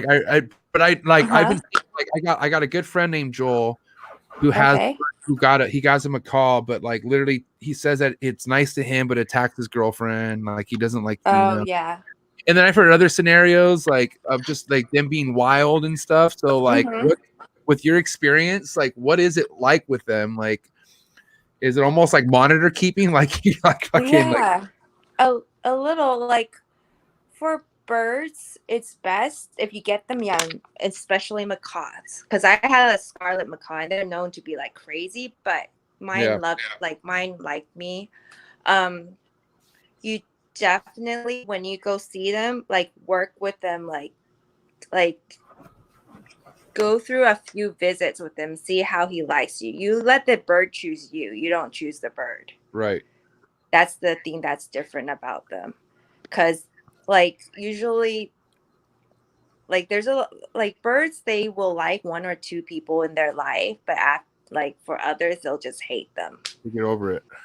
Yeah, like that's crazy. Like I had a bear, I adopted a 12-year-old bear I cockatoo, and the owner had like the most trouble adopting that one out. And then I know the last person actually flew across the room and attacked her. It was like that bad. But with me, I literally worked with that one for like 6 hours straight at this bird mart place. And it did bite me in the beginning, but it's like after a while, like she figured out it, like I don't let her get to me. And then she became a really good bird for me. So like birds take a lot of time. I would say more than monitors. So if you want one, you have to like have a daily schedule with them and plan on spending at least 30 minutes a day. So I have an opportunity to, well, I don't know, it's been a while, but okay, the Phantom or Tick I was talking about earlier, the one I ended up selling, I had dropped him off at Delta, right? And when I dropped him off at Delta, there was a guy there and he had fucking bird cages. And I was like, hey, can I see what kind of birds it was? And he's like, yeah, go ahead. And there were toucans. They were like, oh my gosh. I was like, what the fuck? Like Fruit Loops? Like, are you kidding me? Like, it was like a live fucking, it was a toucan. And he lives like 15 minutes from me. And he has an exotic breeding facility, like birds, you know. I haven't gone because I know if I go, it's game over. Fucking Is it Chris Estep? No, his name's John. No. Okay. Oh, okay. I don't know. I know someone near you who's a bird breeder, has toucans. That's why. Maybe he gave me a fake name. Who knows? But his name's John. Okay. I mean, it's possible, but really, he wants to get into snake. He kept snakes at some point and wants to get back in it. And I have stuff that he wants. So there's literally an opportunity for me to like get a toucan, and I think you should. Toucans are good. I like them. They're, even if they bite, they don't hurt that much. They're soft bills. I think they're soft bills. Yeah, I don't know. I don't want to fuck it up. Like I don't want. I love birds. I love expensive birds. Oh, for sure. No, yeah, this is This is a crazy investment. So I'm just like, really, like, should I do this before the croc monitor? Or should I do this like when I'm really old and I have a lot of time on my hands? I don't know. I think it's okay. You just put them on the right diet. Yeah, they're on toucans. I heard have a like specific funky, like eat a lot of fruit or something like that. I forgot what it was. Yeah, they eat a lot of fruit. I think they're iron sensitive. Yeah, I don't know. Desiree, you fuck with birds at all? Steven? No. I want an owl. Oh, I used to take care of an owl at Glades. That thing was awesome. Wow. You always eat the rodents. Really cool. Yeah. I like the little barn owls. They're so cute. Yeah, we have a lot of barn owls around in San Diego. Oh, we have a ton of barn owls. Yeah. Owls are cool. All right, guys. Do any of you have wrap-up questions for Janet, Steven, or Desiree? Yeah, we've talked about so much. I guess a cool question to always ask is, what's like the next species or animal you're looking to acquire in your collection? Well, I mentioned it before, a Spencer's monitor. Yeah, and of course a Parenti. Right. Yes. Yeah. Yeah. Cool. But I think that's but that's pretty much. I know I need another basin. I need another female. I want another female. Nice. Wait, I forget. I know you said you got a basin from Ed. Is it the two current ones you have from Ed, or no? The Ed that one passed from the fire. Right. I had a mail from him. The two I have now are from Joe. Okay. And then what about future mail? Are you looking to maybe get one from Ed? Like, do you want? Because look, if you have an opportunity to get Ed's bloodline in your mix, it's something like Ed is. I mean, like Ed is fucking like. I know. Jesus Christ! I mean. Yeah, I'm on the wait list for one of his females, so I'm just waiting on that. I'll ask him next episode if where you're at on that wait list, because we're gonna have him on here, so it's not a big deal. Oh, okay, that's cool. Oh my gosh. It's not a big deal, but yeah. Just kidding. Desiree, you got anything for our homegirl here, Janet? Yeah. Who's been your biggest mentor just throughout keeping reptiles? I don't know. I feel like. Well, I feel like everyone's been really supportive. Me, like one person I could think about was like when I started with tortoises, Vic Morgan in Florida. He's been like so like it was. I knew him before I started vet school and everything. He's just been like so supportive and always like rooting for me. Yeah, I think probably be him. Cool. Like, yeah. Very cool. But yeah.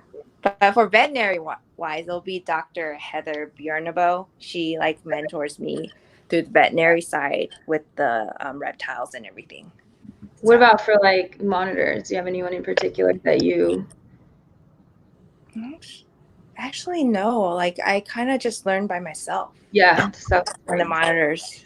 I don't know how. Yeah, because like I didn't get Crocs till like 5 years later after I felt like I was like good. Yeah. Yeah. Why don't you hit up Corey on some monitor mentorship? That guy's fucking awesome. Oh yeah, I do talk to Corey. Yeah. But yeah. Well, I got my female from him. Yes. Oh yeah, that's actually how I even crossed paths with Janet, is when she picked up that female that he had. Really nice female too, right? Super docile, right? Uh-huh. Yeah. She's really nice. She's doing good. She still can't climb that much, but she's not. She like Corey thought she might be blind, but she's not blind at all. She's good. She just doesn't climb very well. But yeah, so I keep her at like a 1 level cage for her. So. And she has age on her too, right? He said she's 3 years old. 3 years old. Yeah. That's cool. But like she's so receptive of my mail, like she'll like breed anytime. It's kind of funny. You're like, damn, give us some eggs. Yeah, then they breed all year. That's nuts. All right, Janet. Well, listen, I appreciate your time. This was an awesome experience getting you to get on here and kind of just speak your mind and tell us what it's like with the animals that you keep. Last thing I want to ask you, for all the up and coming keepers, the youth, right? Because like I said, I spoke to you earlier. There's a lot of youngsters in the game, right? There's a lot of people who are up and coming. What advice could you give them? You know what I mean? Like before they get into monitor keeping and all these other species of keeping, what advice would you give them? I think before getting like any type of species, like do your research.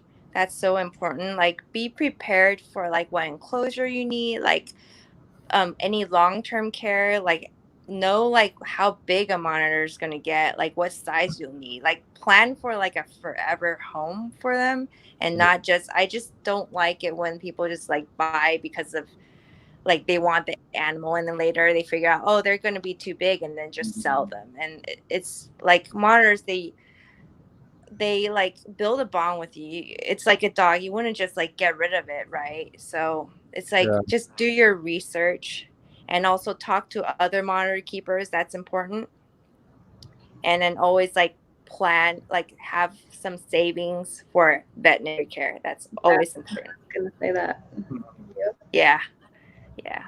And then what about my last thing on top of that? I'm sorry, all the people who are looking to get a veterinarian, right? Like, Emily's, she's on her way. Like she's going to vet school. Oh. Yeah, right. It's pretty. Oh, wow.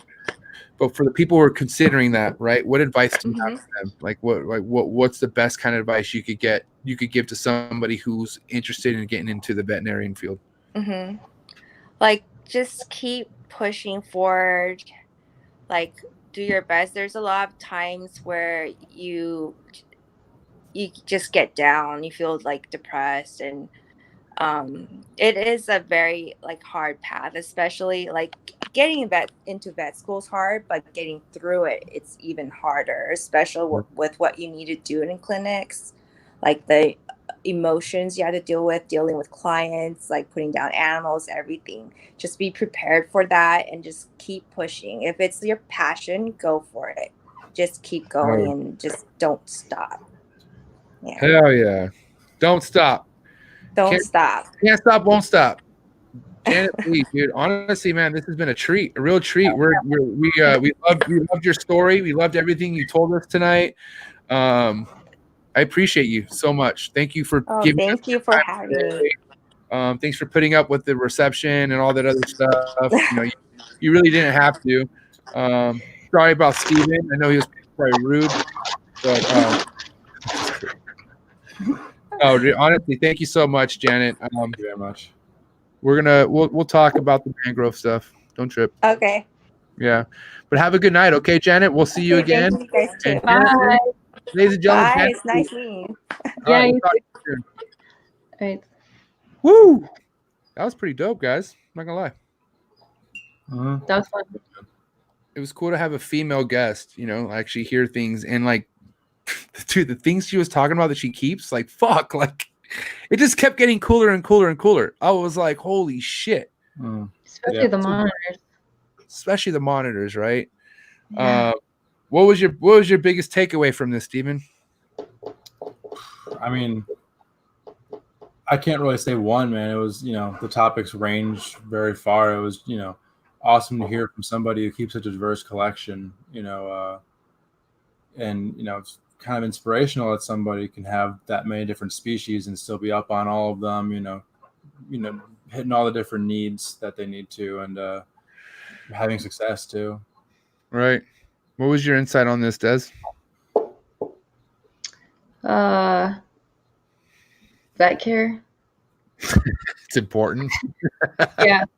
I mean, definitely, because I get a lot of questions. They're like, my snake's doing this, and that. I'm like, I'm not a vet. Like, I don't know. Like, go to your vet. So, I mean, I know they're far and few between, but you got to try, I guess. I don't know. I mean, we're even necropsying our stuff that, passes. So we're definitely advocating that, figure out what happened and make changes in the environment. So it's really important, I guess, especially if you're keeping a lot of animals.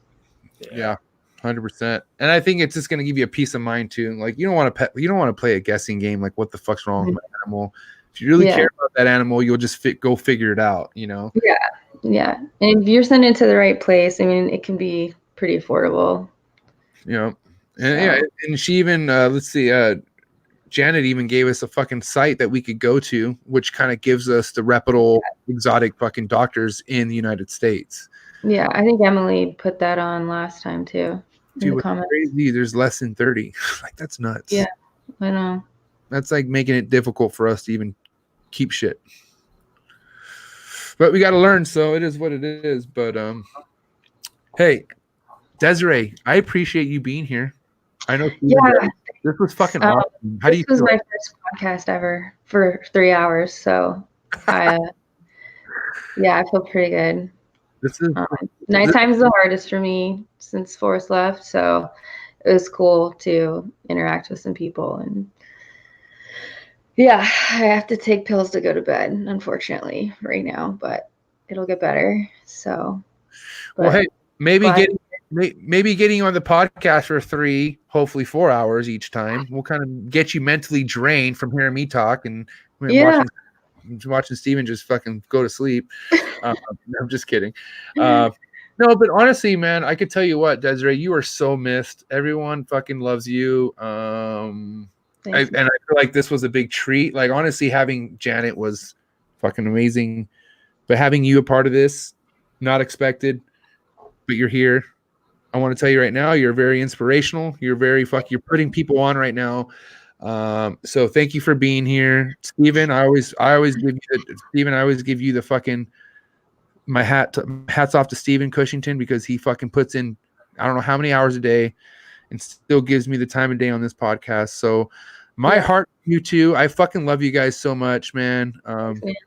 Fuck coronavirus, because of coronavirus, I wasn't able to hug you guys earlier this month. But I have a strong belief that shit's going away soon. Yeah, let's hope. And then we'll meet. And I have plans. Either way, once everything clears the fuck down, I'm about to go be Steven's employee for at least 2 weeks. I dedicated 2 weeks of my time to Steven. Put me to work, Steven. Okay?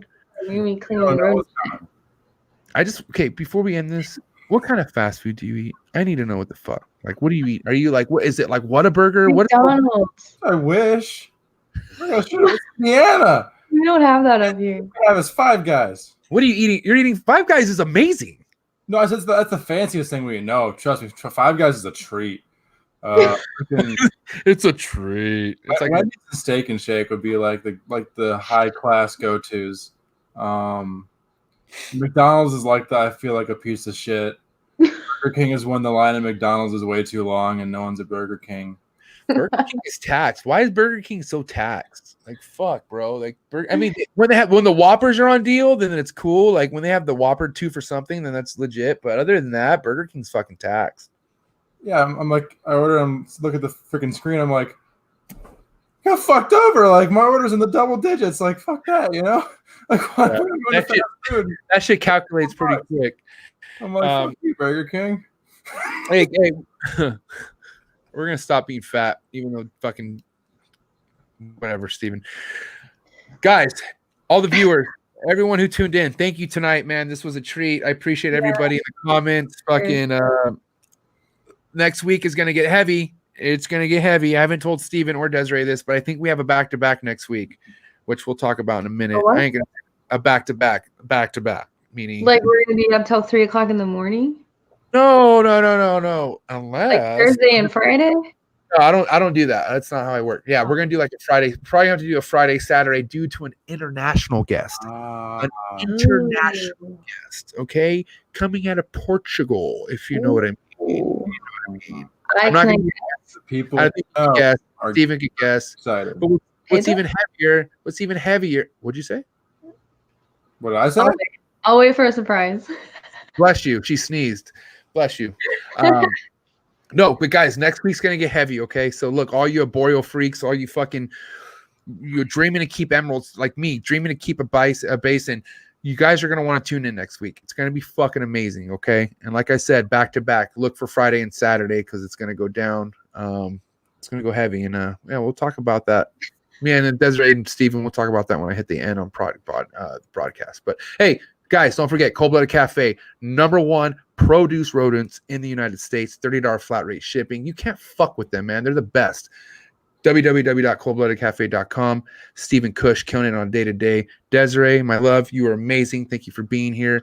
Everyone that came for the show, appreciate you so much, and we'll see you next